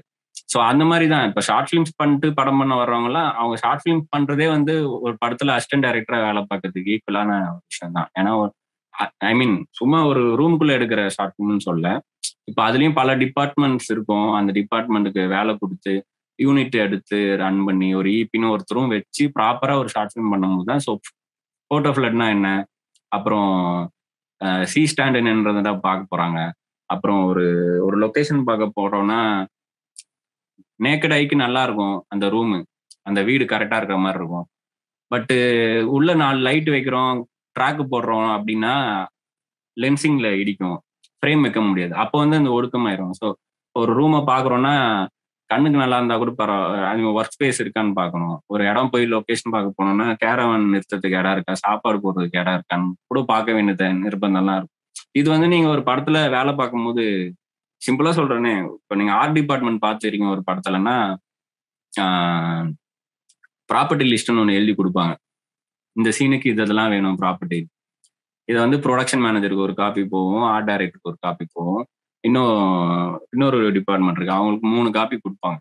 இப்போ அதுல வந்து ஒரு நாளைக்கு கல்யாண வீடு செட்டப்பு அப்படின்னும் போது கூட நிறைய சாமந்தி பூ அப்படின்னு எழுதி கொடுக்குறீங்கன்னா அது தப்பு. இப்போ கூட நிறைய சாமந்தி பூ வந்து நீங்க கூட ஃபுல்லா பேப்பரை வச்சுட்டு மேல கொஞ்சம் சாமந்தி பூ வச்சு தூக்கிட்டு போற மாதிரி காமிச்சாலும் கூட நிறைய சாமந்தி பூ மாதிரி தான் தெரியும். ஆனா நீங்க வந்து அது கூட நிறைய லிட்டரலா சாமந்தி பூ வேணும், குவான்டிட்டியில வேணும். ஏன்னா அதை வந்து தூவுற மாதிரி ஏதாவது பண்ண போறோம், இல்ல அதை பிரிச்சு நிறைய பேர் கையில கொடுத்து தூக்கி போடுற மாதிரிலாம் பண்ண போறோமான்றது அந்த லிஸ்ட்ல தெரிய போகுது. ஸோ அதை எக்ஸாக்டா மென்ஷன் பண்ணணும். இதெல்லாம் சும்மா ஒரு எக்ஸாம்பிள் சொல்றேன். ஸோ இது மாதிரி குட்டி குட்டியா என்னைக்குமே கத்துட்டே தான் இருக்க போறோம். எதோ நம்ம ஷார்ட் ஃபிலிம் பண்ணி கத்துக்க போறோமா, இல்ல இன்னொருத்தர் எடுக்கும்போது அவர் பண்ற தப்புல நம்ம கத்துக்க போறோமா, நம்ம பண்றதுல தப்புல கத்துக்க போறோமான்னு தான் இருந்துச்சு. அதனால நீங்க அசிஸ்டண்டா இருந்துதான் ஒரு படம் பண்ணணும் இல்ல, ஷார்ட் ஃபிலிமே பண்ணாம படம் பண்ணும் வர்றது வந்து அதுல எனக்கு உடன்பாடு. அட்லீஸ்ட் ஷார்ட் ஃபிலிம்ஸ் பண்ணி கத்துக்கணும். ஸோ அவ்வளவுதான். அது ரெண்டுல எதுனாலும் ஓகே தான். ஷார்ட் ஃபிலிம் வந்து ஒரு சின்ன பட்ஜெட்ல பண்ணுவோம், நமக்கு தெரிஞ்சவங்க வச்சு பண்ணுவோம், நமக்கு அந்த ஸ்ட்ரெஸ் அந்த இதுல இருக்க இம்பாக்ட்ஸ் இருக்காது நம்ம. பட் ஆனா போகும்போது ப்ரொடியூசர் லெவல் அந்த இடத்துல சின்ன பயம் அவங்களுக்கு ஷார்ட் ஃபிலிம் மேக்கர்ஸ்க்கு வரும். அவங்களுக்கு எப்படி நம்ம சாட்டிஸ்ஃபை பண்ண போறோம் அப்படின்ற. இல்ல நீங்க அப்படி நினைக்கிறீங்க. இப்போ ஷார்ட் ஃபிலிம் பண்ணும்போது அதை தான் நானும் சொல்ல வந்தேன். இப்போ நம்ம ரூமுக்குள்ளேயே பண்ணிக்கிறோம், நம்ம மொட்டை மாடிலே பண்ணிக்கிறோம், நம்ம தெருவிலே பண்ணிக்கிறோம். ஏன்னா நம்ம ஷார்ட் ஃபிலிம் கதை யோசிக்கும் போது என்ன யோசிப்போம்னா ஒரு ஆள் நடமாட்டம் இல்லாத தெரு அப்படின்னு தான் யோசிப்போம். ஏன்னா நமக்கு அதுதான் கிடைக்கும். ஒரு 500 பேர் இருக்கிற மாதிரி ஒரு தெருன்னா நீங்க கேமரா வச்சீங்கன்னா அடி வாங்குவீங்க. ஸோ அதனால கதை யோசிக்கும் போது நீங்க வந்து ஆள் நடமாட்டம் இல்லாத தெரு, இல்லைன்னா ராத்திரில யாருமே இல்லாதப்போ அப்படின்னு தான் யோசிக்க வரும். ஷார்ட் ஃபிலிம் கதை யோசிக்கும் போது கொஞ்சம் நீங்க உங்களோட கேன்வாஸே சின்னதாக்கிட்டு தான் யோசிப்பீங்க. நீங்க யோசிக்கிறதுலயே வந்து ஷார்ட் ஃபிலிம்ல இருந்து ஃபீச்சர் போகும்போது கொஞ்சம் இன்னும் கொஞ்சம் எக்ஸ்ப்ளோர் பண்ண வேண்டியது இருக்கும். எழுதுறதுலயே எக்ஸ்ப்ளோர் பண்ண வேண்டியிருக்கும். அதே மாதிரி தான் எடுக்கிறதுலயும். ஆனா என்னன்னா சில விஷயங்கள் மாறப்போகுது இல்லை. நீங்க கல்லி கிரிக்கெட் ஆடிட்டு இன்டர்நேஷனலுக்கு ஆடுற கதை மாதிரி தான். நீங்க சில பேசிக்ஸ் எல்லாம் அதே தான் இருக்க போகுது. ஏன்னா சுத்தி நிறைய பேர் பாக்குறாங்க, 250 கேமரா இருக்கு, லைவா அது போயிட்டு இருக்க போகுது. நல்லா அப்பதான் பிரிச்ச சட்டை போட்டிருக்கீங்கன்றது எல்லாமே புதுசா இருந்தாலுமே கூட உங்களோட ஸ்கில்லும் நீங்க என்ன பண்ண போறீங்கன்றது வந்து மாறப்போகுது கிடையாது. நீங்க அந்த கான்சியஸ்னஸ் வந்துச்சுனாவே ஐயோ இத்தனை பேர் பாக்குறாங்களே, நம்ம வந்து நம்மள கேமரா பார்த்துட்டே இருக்கு, இல்ல நம்மள ஒருத்தர் பார்த்துட்டே இருக்காரு, ப்ரொடியூசர் ஸ்பாட்டுக்கு வந்திருக்காரு, அந்த பயம்லாம் இல்லாம நீங்க ஷார்ட் ஃபிலிம் எடுக்கும்போது எப்படி ஒரு தக்கா சுத்திட்டு இருந்தீங்க, எவனாவது பார்த்துட்டு போங்க, என் வேலை நான் சின்சியரா இருக்குன்றதுல இருந்தீங்க அப்படின்னா அதுவா வேலை நடந்துறதான் போகுது. ஸோ அதுல ஒரு பயம் இல்லை. நீங்க எக்ஸாம் ஹால்ல சூப்பர்வைசர் நம்ம பேப்பரையே பாக்குறாருன்றதுக்காக எழுதுறதுக்கு தயங்க வந்துருங்க. அது தப்பா எழுதுனாதான் நம்ம பயப்பட போறோம். கரெக்டா தான் எழுதிருக்கோம்னா யார் பார்த்தா என்ன, அந்த அந்த ஒரு பயம் இல்லாம இருந்தாலே போதும். மத்ததெல்லாம் அதுவா நடக்கும். இப்போ உங்களுக்கு இன்னும் ஒருத்தனே 10 வேலை பார்த்துருப்பாங்க, அது தனித்தனி டிபார்ட்மெண்ட் இருக்கும். ஸோ உங்களுக்கு வேலை ஈஸியா தான் இருக்கும். எனக்கு தெரிஞ்சு இன்னொருத்தருக்கு பதில் சொல்லணுமேன்ற பயம் மட்டும் தான் உங்களுக்கு இருக்கும். அந்த பயத்தை வச்சுக்க வேணாம். என்னைக்குமே கேள்வி கேட்டுதான் இருப்பாங்க. அதில் நம்ம அப்புறம் சொல்லிக்கலாம், நம்ம வேலையை கரெக்டா பார்த்துக்கணும். அவ்வளவுதான். எனக்கு தெரிஞ்ச அடுத்த வேற எந்த ப்ரெஷரும் இல்லை. சொன்னா இப்போ இந்த சொன்ன வேர்ட்ஸ் வந்து நிறைய யங்ஸ்டர்ஸ் வந்து பெரிய பூஸ்டா இருக்கும் நினைக்கிறேன். இந்த பார்ட்டிசிபென்ட்ஸ் இருக்கு எல்லாத்துக்கும். ஏன்னா அவங்க சின்ன பயம் இருக்கும், போலாமா வேணாமன்றது. பட் ஷார்ட் ஃபிலிம் பண்ணாலே அந்த கான்ஃபிடன்ஸ் இருக்குன்னு சொல்றது ஒரு பெரிய பூஸ்டா இருக்கும் நினைக்கிறேன். ஸோ ஒரு சின்ன பிக்சர் தான் உங்களுக்கு காமிக்கிறேன் உங்க படத்துல இருந்து தான். ஸோ நீங்க அப்படியே அதை பத்தி பேசிட்டு இருந்ததுனால நான் அதை காமிக்க நினைக்கிறேன். ஸோ இந்த ஷார்ட் நீங்க எந்த உங்களுக்கு தெரிஞ்சிருக்கும். ஸோ பார்ட்டிசிபென்ட்ஸ்க்காக ஜஸ்ட் இது மேயாதமான்ல இருந்து ஒரு short. So long short. But இந்த சீன் பாத்தீங்கன்னா ஒரு ப்ரொபோசல் சீன். நீங்க சொன்ன மாதிரி நிறைய கான்வர்சேஷன் இருக்கிற ஒரு சீன். பட் இதுல இந்த ஷார்ட்ல வந்து அவங்க சொன்ன உடனே வந்துட்டு எந்த கான்வர்சேஷனும் இருக்காது. அவங்க ப்ரொபோஸ் பண்ண வேற மாதிரி ப்ரொபோஸ் பண்ணிருப்பாங்க, அது எந்த ஷார்ட்டுமே இருக்காது. So idea behind that one என்னன்னா எதை வந்து இந்த தாட் ப்ராசஸ் கொண்டு வந்துச்சு? இல்ல எனக்கு என்ன தோணுச்சுன்னா, ஆக்சுவலா நாங்க ஷூட் பண்ணோம். பொண்டாட்டின்னு அவர் கூப்பிட்டதுக்கு அப்புறம் அந்த பொண்ணு எப்படி ரியாக்ட் பண்றான்றத அவங்களோட எக்ஸ்பிரஷனாவும் ஷூட் பண்ணோம். பட் ஆனா இது இன்ட்ரெஸ்டிங்கான ஃப்ரேம். இது வந்து இந்த ஃப்ரேமை வந்து இந்த சீனை ஓபன் பண்றதுக்கான ஃப்ரேமா வச்சிருந்தாரு. ஏன்னா சன் ஃபாஸ்டா இறங்கிட்டே இருந்துச்சு. ஸோ க்ளோஸ் போகும்போது கூட நமக்கு லைட் இல்லைன்னா கூட ஏதாவது பண்ணிக்கலாம் தெர்மோகோல் வச்சு. வைடுக்கு வேணும்ன்றத ஃபர்ஸ்ட் இதை எடுத்தோம். இதோட பிகினிங் எடுக்கிறதுக்கு மட்டும்தான் இந்த ஃப்ரேம் வச்சிருந்தோம், இந்த சீனோட பிகினிங். எண்டு வந்து எனக்கு என்ன தோணுச்சுன்னா, இந்த மொமெண்ட் வந்து ரொம்ப பிரைவேட்டான ஒரு மொமெண்ட், ரொம்ப பர்சனல் அந்த பொண்ணுக்குன்னும் போது, இந்த இடத்துக்குள்ள நம்ம நுழைய வேணாம், அந்த எமோஷன் அந்த பொண்ணோடது, அது அவளோட விட்டுருவோம். ஏன்னா அந்த அந்த குழப்பத்துக்குள்ள இருந்து இதை அவன் சொல்லும் போது, அவ கேட்கும் போது என்ன ரியாக்ட் பண்றாருன்றது பாக்குறதா நமக்கும் ஆசையா இருக்கும். ஸோ அது ஒவ்வொருத்தருக்குமே ஒரு கற்பனை ஓடி இருக்கும்ல அந்த மொமெண்ட்டுக்கு. ஸோ எனக்கு தெரிஞ்சு அது மேட்ச் பண்ற அளவுக்கு நம்ம விஷுவலா காமிப்போமான்றது தெரியல. ஸோ எனக்கு என்ன ஆச்சுன்னா, அவங்க அவங்க உலகத்துல விட்டுருவோம் நம்ம. நீங்க வெளியே தள்ளியே நின்று பாக்குறது தான் பியூட்டியா தோணுச்சு. ஸோ அதனால இதுலயே போயிடலாம் இந்த ஷார்ட் ஃபுல்லா அப்படின்னு. அண்ட் எடிட்டரோட காலம் அதே தான். ஸோ இது அந்த ரோடு ஆம்பியன்ஸ், ஃபோர் கிரவுண்ட்ல ஓவர்லேப்ல வண்டியோட சத்தம், அது கூட நம்ம ரத்ன கட்டி சாங் இதெல்லாம் வரும்போது, நாங்க ஆக்சுவலி இதை ரெஃபரன்ஸ்க்கு வச்சிருக்கும் போது ஆசை ஒரு புல்வெளியை வச்சு கட் பண்ணியிருந்தோம். ஸோ அப்பவே எங்களுக்கு எடிட்லயே மூவ் ஆச்சு. ஸோ அப்பதான் ரத்ன கட்டி உருவாச்சு. நாங்க சும்மா அதை ரெஃபரன்ஸா வச்சிருக்கும் போது சந்தோஷ் சாரும் அந்த இடத்துல சாங்கா அதை ட்ரீட் பண்ணோம்னா நல்லா இருக்கும்னு சொல்லிட்டு அவரு கொஞ்சம் ஷேட்டெல்லாம் பண்ணுவார். உன் பேர்லயே அந்த சாங் ஆரம்பிக்கிறேன் அப்படின்னு ஃபர்ஸ்ட் லைன் மட்டும் அவர் தான் சொன்னார், ரத்தனை கட்டின்னு சொல்லலாம். ஸோ அப்படிதான் இந்த ஐடியா வந்து இதுதான். அவங்க பர்சனல் அது, அதுக்குள்ள அவங்கள விட்டுருவோம், அந்த மொமெண்ட்ல அவங்க இருக்கட்டும் சந்தோஷமான்ற மாதிரி ஆகிட்டோம். நல்ல ஷார்ட்டா எனக்கு தோணுச்சு. அதை எடுத்து உங்களுக்கு காமிக்கலாம். மேபி பார்ட்டிசிபென்ட்ஸ்க்கு அதை எப்படி நீங்க அதை எடுக்க தோணுச்சுன்றது. நீங்க ஓகே, இப்ப அது பக்கா கமர்ஷியல் பிலிம் இருந்தாலும் அது ஒரு சின்ன டிஃப்ரெண்ட் ட்ரை பண்ணிருக்கீங்க. மீன்ஸ் ஒரு 8 minutes to 8.5 minutes சம்திங் ஒரு சிங்கிள் ஷாட் எடுத்திருக்கீங்கன்னு நாங்க படிச்சு நிறைய ஆர்டிகல்ஸ் படிச்சிருந்தோம். அதுதான் வந்து நெக்ஸ்ட் தான். ஸோ நெக்ஸ்ட் பிக்சர் ஓகே, இதுதான் அந்த சிங்கிள் ஷாட்டோட எண்ட் கிட்ட வர்றது. ஸோ எதனால இந்த இது ஃபுல் எது வந்து சிங்கிள் ஷாட் எடுக்கணும்னு ஏன் உங்களுக்கு தோணுச்சு? ஏதாவது டிஃப்ரெண்டா எலிமெண்ட் வைக்கணும்னு வச்சோமா, இல்ல வந்து உங்களுக்கு அந்த சீனுக்கு அது தேவைப்பட்டுச்சா? இல்ல, எங்களுக்கு இருந்த ரிசோர்ஸ்க்கு வந்து சிங்கிள் ஷாட் ரொம்ப ரிஸ்கா தான் தோணுச்சு பிகினிங்ல. பட் இந்த லொகேஷன் போய் பார்க்கும்போது இந்த லொகேஷன்ல எல்லாருமே எல்லாம் நிறைய ஷூட் பண்ணிட்டாங்க இந்த லொகேஷன் சொன்னாங்க. ரொம்ப அடிச்சு துவைச்ச லொகேஷன், எந்த பிளாக் வச்சிங்கனாலும் தெரியல வந்திருக்கு, இந்த படத்துல வந்து அந்த படத்துல வந்து சொல்லுவாங்க. நம்ம கொஞ்சம் இதை இன்ட்ரெஸ்டிங்கா புதுசா மாத்தலாம் அப்படின்னா அதுக்கான நமக்கு ரிசோர்ஸ் கிடையாது ஃபர்ஸ்ட் படத்துல. எனக்கு இன்னொன்னு என்ன தோணுச்சுன்னா, இந்த சீனை ஃபுல்லா படிக்கும்போது இதோட இது நடுவுல கட் பண்ணி இன்னொரு ஆங்கிள் போய் திரும்பவும் அதே டைலாக் திரும்பவும் பேச வச்சு எடுக்கும்போது அந்த மூடுக்கு கேரக்டர்ஸ் ஆர்டிஸ்ட கொண்டாடுறது வந்து சேலஞ்சுன்னு தோணுச்சு. ஏன்னா ஒரு பக்கம் டென்ஷன்ல அவன் கத்துறான், இன்னொரு பக்கம் இவரு உண்மையை மறைச்சு சமாளிக்க ட்ரை பண்றாரு. அந்த பொண்ணு அவ பிரச்சனை அவளுக்குன்ற மாதிரி அவ இருப்பான். ஸோ இதுல வந்து நிறைய விஷயங்கள் இருந்துச்சு. ஏன்னா பெரிய கான்வர்சேஷன் இருக்கும், ஒரு தள்ளுமுள்ளு சண்டை இருக்கும், டான்ஸ் இருக்கும், நிறைய எமோஷன்ஸ் இருக்கும். ஜென்ரலி வந்து ஒரு சிங்கிள் டேக்கு ஒரு லென்த்தான ஷாட்ல வந்து ஒரு மூட்ல ஒரு பிளாக் லெவல்ல அந்த மாதிரி தான் இப்ப நிறைய பண்றாங்க. பட் அந்த டைம்ல அப்படிதான் நான் பார்த்த வரைக்கும் இருந்துச்சு. நானும் விதுவும் எல்லாம் அங்கமலி டைரிஸ் படம்லாம் பார்த்தோம் இடையில, இந்த ஷூட்டுக்கு போறது கொஞ்சம் முன்னாடி. அதுல அங்கமலி டைரிஸோட கிளைமேக்ஸ் ஒரு பெரிய லென்த்தி சிங்கிள் ஷாட்டா இருக்கும். போய் பட்டாசுலாம் வெடிச்சு அதுல ஒருத்தன் மாட்டி காலி ஆகிற மாதிரி முடியும். அது ஒரு நல்ல ஒரு டிராவல் இருக்கும், கேமரால டிராவல் இருக்கும். நிறைய கேரக்டர்ஸோட கோரியோ எல்லாமே சேர்ந்து கரெக்டா இருந்தாதான் ஒர்க் ஆகும். அந்த மாதிரி ஒரு சீன் அது. இந்த படத்துலயும் கலெக்ஷன் ஆஃப் நிறைய எமோஷன்ஸ் இருந்துச்சு. அண்ட் ஃபாதருக்கு கூட லாஸ்ட்ல டான்ஸ் ஆடிலாம் முடியாதுலாம் இருக்கும்போது எனக்கு வந்து இத்தனை எமோஷன்ஸ் வந்து ஒரு கேமரால ஒரு சின்ன டிஸ்டர்பன்ஸ் கூட இல்லாம, எடிட்ல ஒரு சின்ன கட்ல ஜம்ப் இல்லாம பண்ண இன்னும் மூட் நல்லா இருக்கும்னு தோணுச்சு. ஸோ அது விதுவும் நானும் சேர்ந்து எடுத்த முடிவு. அண்ட் வைபவுக்கு அது ரொம்ப பெரிய சேலஞ்ச் ஆயிடுச்சு. ஏன்னா அவர் சின்னதா ப்ராம்ப்ட் பண்ணி பேசி பழகினாரு. இதில் அதை பண்ணக்கூடாதுன்னு ரொம்ப அடம் பிடிச்சோம். அவருக்கு ஆக்டிங் ஒர்க் ஷாப் கொடுக்குறோன்னு சொல்லிட்டு பிகினிங்லயே ஷூட் போறதுக்கு கொஞ்ச நாள் முன்னாடியே ஒரு 10 days டெய்லி வர வச்சு ஒரு ஒரு ஒரு ஒர்க் ஷாப் கொடுத்தோம். அந்த ஒர்க் ஷாப் ஃபுல்லா இந்த இன்ட்ரோல் பிளாக்கோட டைலாக்கே கொடுத்து பேச வச்சு அவரை தலையில ஏற்றி விட்டோம். ஒரு இப்ப கேட்டா கூட எனக்கு தெரிஞ்சு அந்த சீன்ல இருக்க மொத்த டைலாக் சொல்லுவார்னு நினைக்கிறேன்.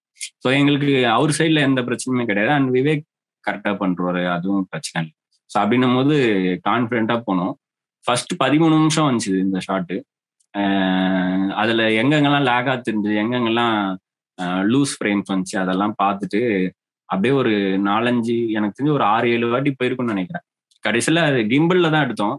ஸோ எங்களுக்கெல்லாம் டேக் ஓகேன்னு சொல்லி கட்டி பிடிச்சி ஐயோ கேரவனுக்குலாம் அனுப்பி விட்டோம். அப்புறமா விது வந்துட்டு இந்த கிம்பிள் ஏதோ ஒரு சீலிங்ல ஏதோ தட்டி கொஞ்சம் டச் மாதிரி டில்ட் ஆயிடுச்சு.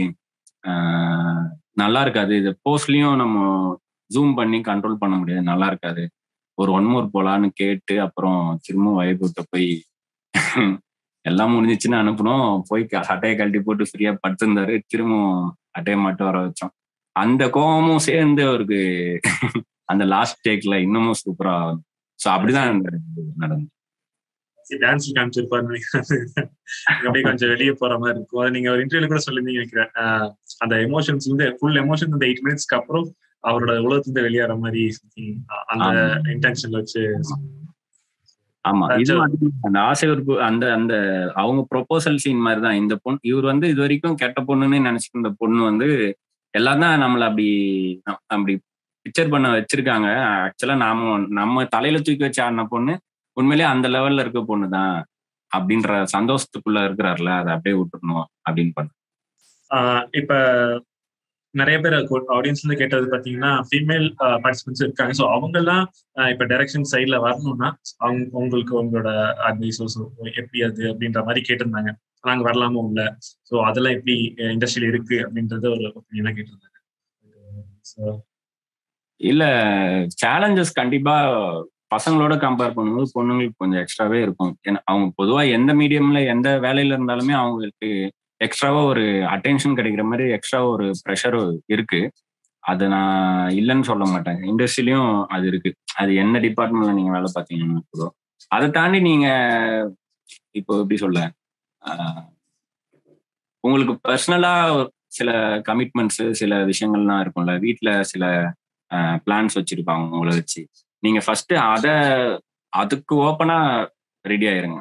எனக்கு தெரிஞ்சு வீட்டுல நீ என்னன்னாலும் பண்ணு ரெடின்னு சொல்ற அளவுக்கு வீடை ப்ரிப்பேர் பண்ணிட்டு நீங்க வெளியே வந்தீங்கன்னா அந்த ப்ரெஷரை மட்டும் நீங்க முன்னாடியே சமாளிச்சு வச்சுட்டு வந்தீங்கன்னா உங்களுக்கு மற்றதெல்லாம் வந்து சேலஞ்சஸா தெரியாது. ஏன்னா அந்த சப்போர்ட் இருக்கும்போது இதெல்லாம் நடக்கும்.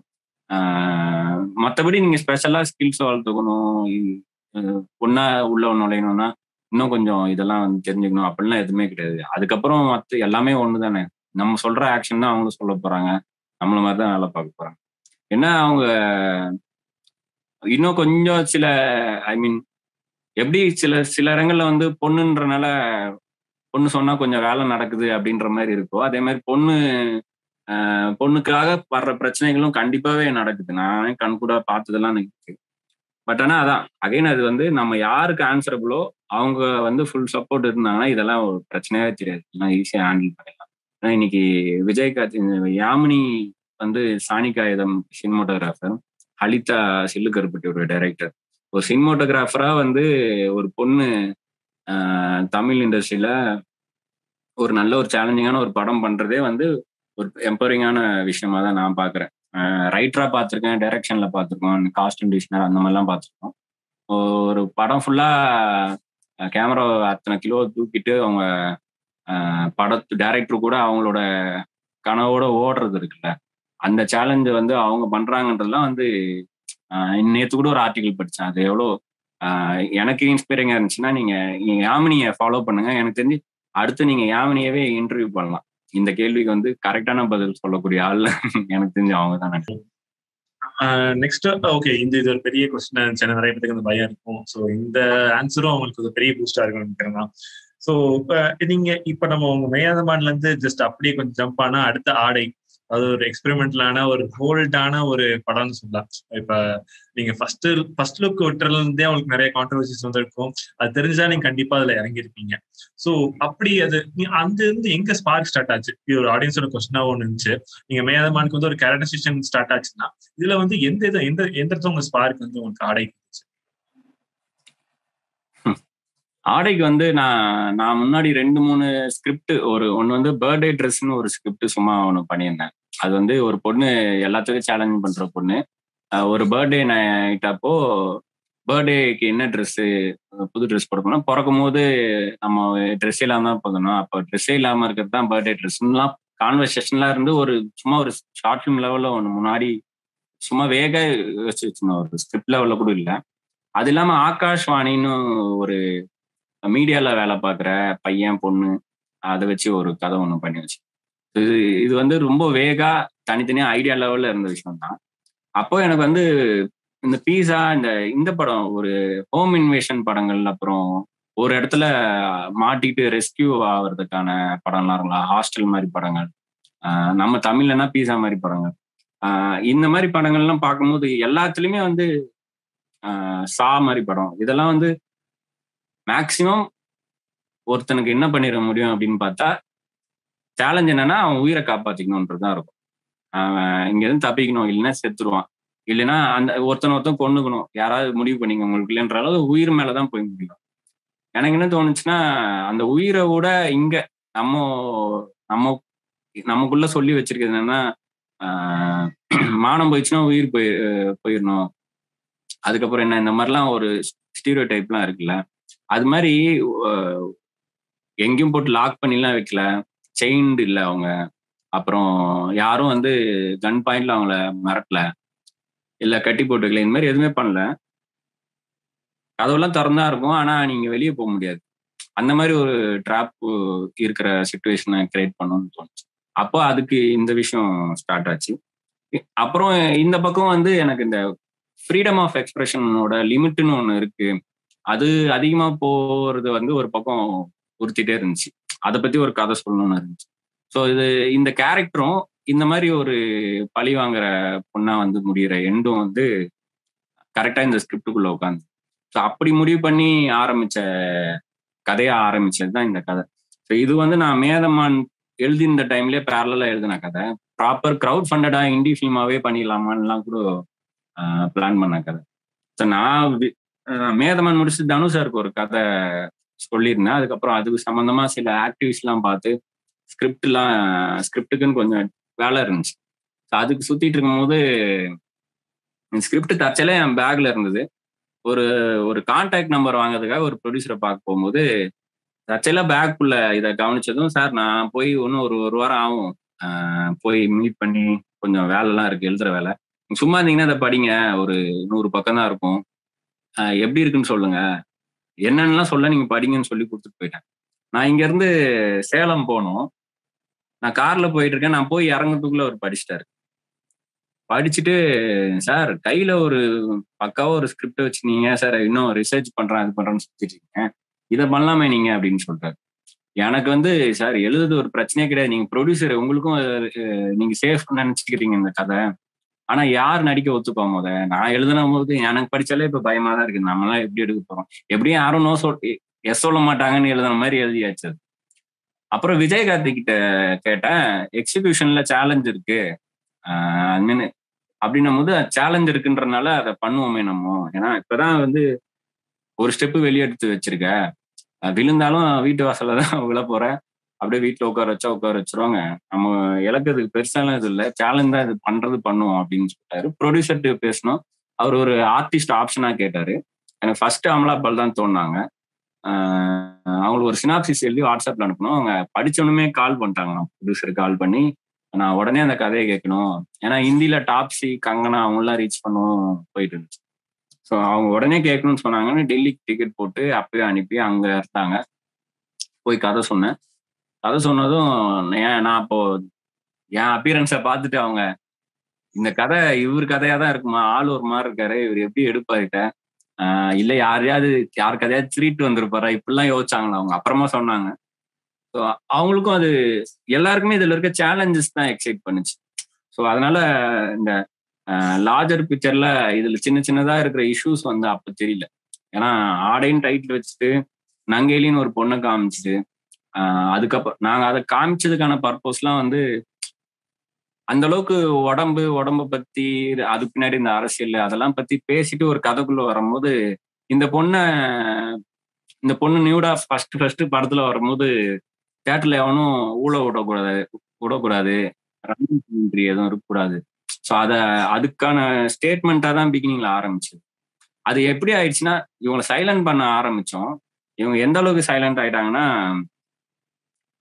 பிராங்கை பத்தின ஒரு விஷயம் பேசணும்ல, அது வந்து இந்த படத்துக்கு அமலாபாலுக்கு நடந்த பிரச்சனைக்கு அவங்க போட்ட எஃபர்ட்டுக்கு அது கொஞ்சம் கூட பக்கத்திலே வராத அளவுக்கு ஒரு சின்ன கான்ஃபிளிக்ட் ஆயிடுச்சு. நாங்க நினைச்சது இது ஒரு பெரிய விஷயமா தெரியாது, நூடா நடிக்கிறது வந்து இவ்வளவு பெரிய விஷயமா சென்சேஷன் ஆகி இது ஒரு பெரிய விஷயமா ப்ரொஜெக்ட் ஆகி இதை பத்தின கதை அது வந்து நின்ற போது நின்றாதுன்னு நினைச்சு பண்ணோம். ஏன்னா பீஸான்னு ஒரு படத்துக்கு டைட்டில் பீஸா, ஆனா படம் வந்து பீஸா போடுறவனை பத்தியோ இல்ல பீஸால இத்தனை வகை இருக்கு அப்படின்னு அதுக்குள்ள போய் கதை சொல்ல. பீஸா பண்ற ஒரு பையன், அவன் பீஸா டெலிவரி பண்ற ஒரு பையன் ஒரு வீட்டுக்குள்ள போய் மாட்டிக்கிறான்றதானே பீஸான்னு வச்ச மாதிரி. ஆடையை பத்தி பேசிட்டே இருந்த ஒரு பொண்ணு அவ பர்த்டே அன்னைக்கு ட்ரெஸ் இல்லாம இருக்கான் அப்படின்ற ஒரு ஐடியாக்காக ஆடைன்னு வச்சோம். பட் ஆனா நான் ஆடையை பத்தி பேச போறேன் அப்படின்ற மாதிரி அந்த கதை பாயிண்ட் ஆஃப் வியூவா மாறிச்சு பார்த்தவங்க. ஸோ எண்டில் அது எதிர்பார்க்கல அவங்க. ஸோ அது மட்டும் தான் எனக்கு இஷ்யூவா தெரிஞ்சது. மேபி நம்ம அங்க பயந்து அங்கேலின்ற பாயிண்ட் ஆஃப் வியூல ஆரம்பிச்சத கொஞ்சம் நம்ம அந்த ஸ்டேக்ஸை நம்மளே ஹையாக்காம விட்டுருந்தோம்னா மேபி அவங்க எதிர்பார்ப்பு எண்டில் கம்மியா இருந்திருக்கும். அகைன் அது ஹைப்போட போய் பார்க்கும்போது அது இருந்துச்சு. எனக்கு கலர்ஸ் டிவில பார்த்துட்டு சொன்ன நிறைய பேரோட ரிவ்யூஸும் சரி கமெண்ட்ஸும் சரி அவங்களுக்கு ரொம்ப பிடிச்சிருந்ததுன்ற மாதிரி தான் சொன்னேன். ஸோ அப்படிதான் ஆடை ஆரம்பிச்சது அங்கதான். கண்டிப்பா நிறைய பேத்துக்கு பாசிட்டிவ் ரிவ்யூஸ். ஏன்னா நீங்க ஃபர்ஸ்ட் டீசர் விட்டும் போதோ இல்ல அந்த ஃபர்ஸ்ட் பிக் விட்டும் போதோ இருந்த ஒரு வியூ வந்து படத்தை பார்த்ததுக்கு அப்புறம் ஃபுல் வியூவா மாறிச்சு. இது வந்து உங்களோட டாக்டிக்கல் மூவா இல்ல எப்படி? அது இப்ப சில இதுல தளபதி விஜய் சொல்ற மாதிரி சிலது நம்ம நெகட்டிவா சொல்றது நல்லா ரீச் ஆகும்னு சொல்லி சர்க்கார சொல்லியிருப்பாரு. சோ அந்த மாதிரி ஒரு நல்ல தாட்டை ஒரு நெகட்டிவான ஃபர்ஸ்ட் கொண்டு போயிட்டு எல்லாத்தையும் திரும்பி வச்சு பார்த்து அப்படி கொண்டு போது ஒரு டாக்டிக்கல் மூவா இல்ல அது ஒரு ஃப்ளோவான்னு நினைச்சேன். இல்ல இதுல ரிஸ்க் இருக்கு. ஏன்னா திடீர்னு பேன் பண்றோம், பாதியில நிறுத்துறோம், எங்களுக்கு எல்லாம் படம் போட்டு காமி இந்த மாதிரிலாம் ஒரு கும்பல் வந்துச்சுன்னா என்ன பண்றதுன்னு தெரியலன்னு பயம் இருந்துச்சு. ஸோ என்ன பண்ணோம்னா ஷூட்டே போறதுக்கு முன்னாடியே வந்து போட்டோ ஷூட் பண்ணி போட்டோ ஷூட்லயே அவங்கள டிஷ்யூ பேப்பர்ல நிக்க வைக்கிற இதெல்லாம் எடுத்துட்டோம் டிசைன் பண்றதுக்காக. ஸோ அங்க வந்து ஃபர்ஸ்ட் அமலாபாலுக்கு நம்ம மேல நம்பிக்கை வரணும். நம்ம கேமரா எடுத்துட்டு க்ரூ எல்லாம் கூப்பிட்டு போய் அங்க அவங்களுக்கு அந்த பயம் போய் ட்ரஸ்ட் வர்றதுக்குள்ள போட்டோ ஷூட்லயே வந்து ஐஸ் பிரேக் ஆகணும்னு தோணுச்சு. அதனால அந்த டிஷ்யூ போட்டு எடுத்த போர்ஷன்லாம் போட்டோ ஷூட்ல எடுத்தோம்.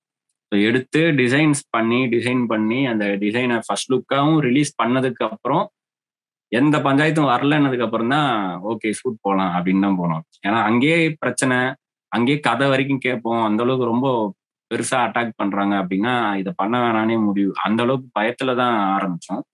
பட்டு அமலாபால் ஃபேஸ்ல இருந்த எக்ஸ்பிரஷன் அந்த ஃபர்ஸ்ட் லுக்ல அவங்க வந்து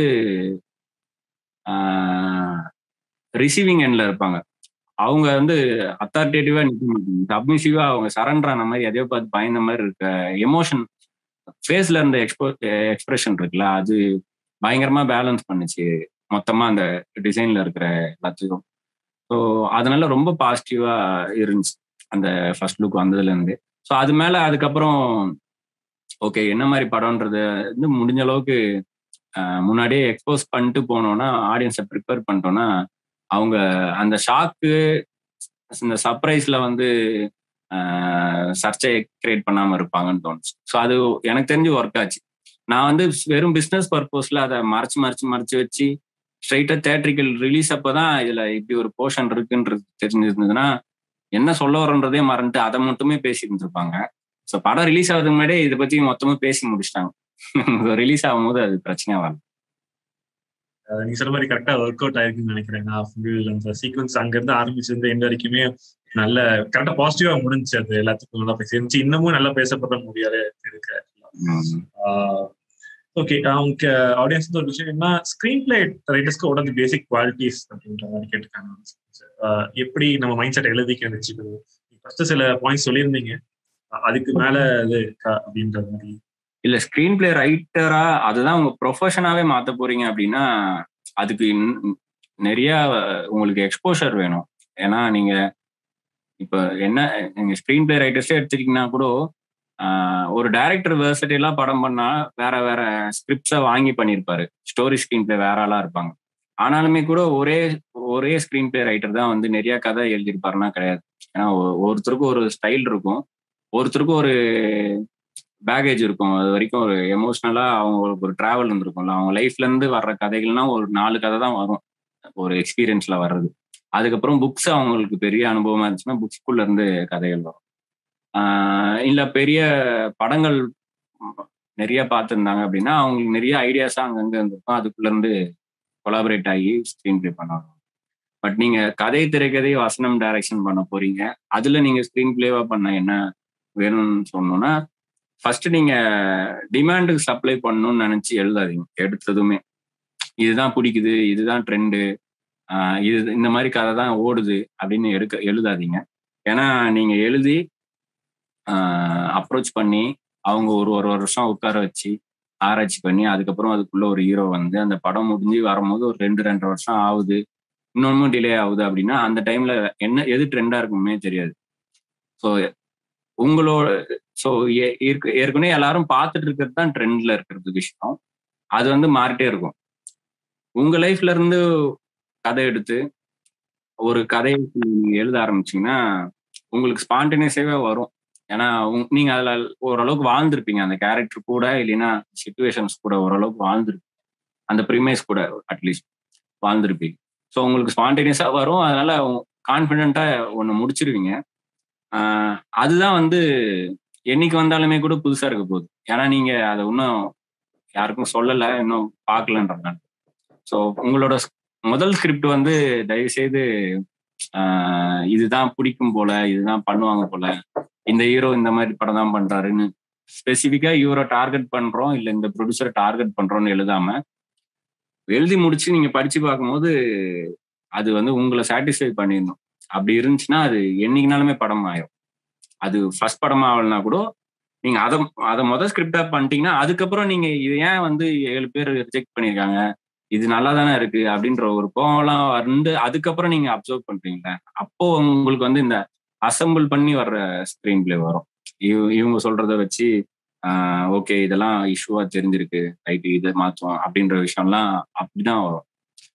நான் சொல்றது வந்து வெறும் பென் அண்ட் பேப்பர் சொல்ல, நான் கிரவுண்ட் ரியாலிட்டியா இங்க எப்படி ஃபங்க்ஷன் ஆகுது, ஒரு ஸ்கிரீன் பிளே எப்படி பாக்குறாங்க, ஒரு கதை எப்படி படம் ஆகுதுன்ற அர்த்தத்தில் சொல்றேன். ஏன்னா நானும் வந்து இன்னும் இப்போ 4 ஸ்கிரிப்ட் நான் முடிச்சிருக்கேன். எல்லாமே ஹீரோஸ் பேஸ் பண்ணி இருக்குன்றனால ஒவ்வொன்றுமே ஒரு ஸ்டேஜ்ல டிலே ஆயிடுச்சு.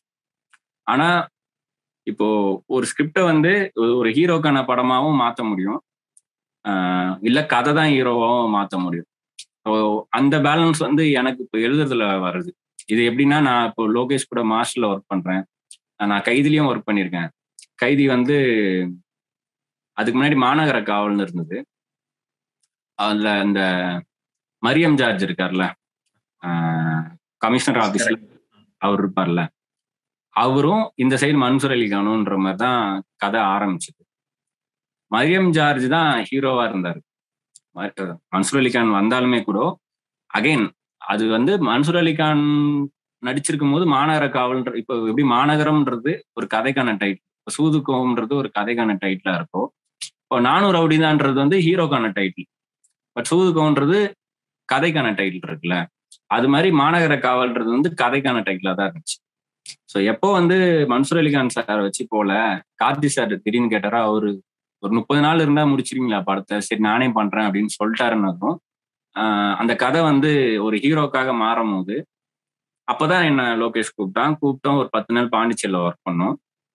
அப்போ கார்த்தி சார் லாரியில வர்ற டிராவலை மட்டும் நம்ம பேசுவோம். ஏன்னா எனக்கு கமிஷனர் ஆஃபீஸ் எனக்கு கான்ஃபிடென்டா இருக்கு, அதுக்குள்ள என்னென்ன பண்ண போறேன்னா அதெல்லாம் நான் என் மைண்ட்ல இருக்கு, நான் அதை பார்த்துப்பேன். இந்த டிராவல் இந்த கான்வர்சேஷனை மட்டும் நம்ம பேசுவோம்னு சொல்லி பேச ஆரம்பிச்சு ஃபர்ஸ்ட் ஐஜி ஆஃபீஸ்ல இருக்க சீஸ் பண்ண லாரின்னு இருந்துச்சு.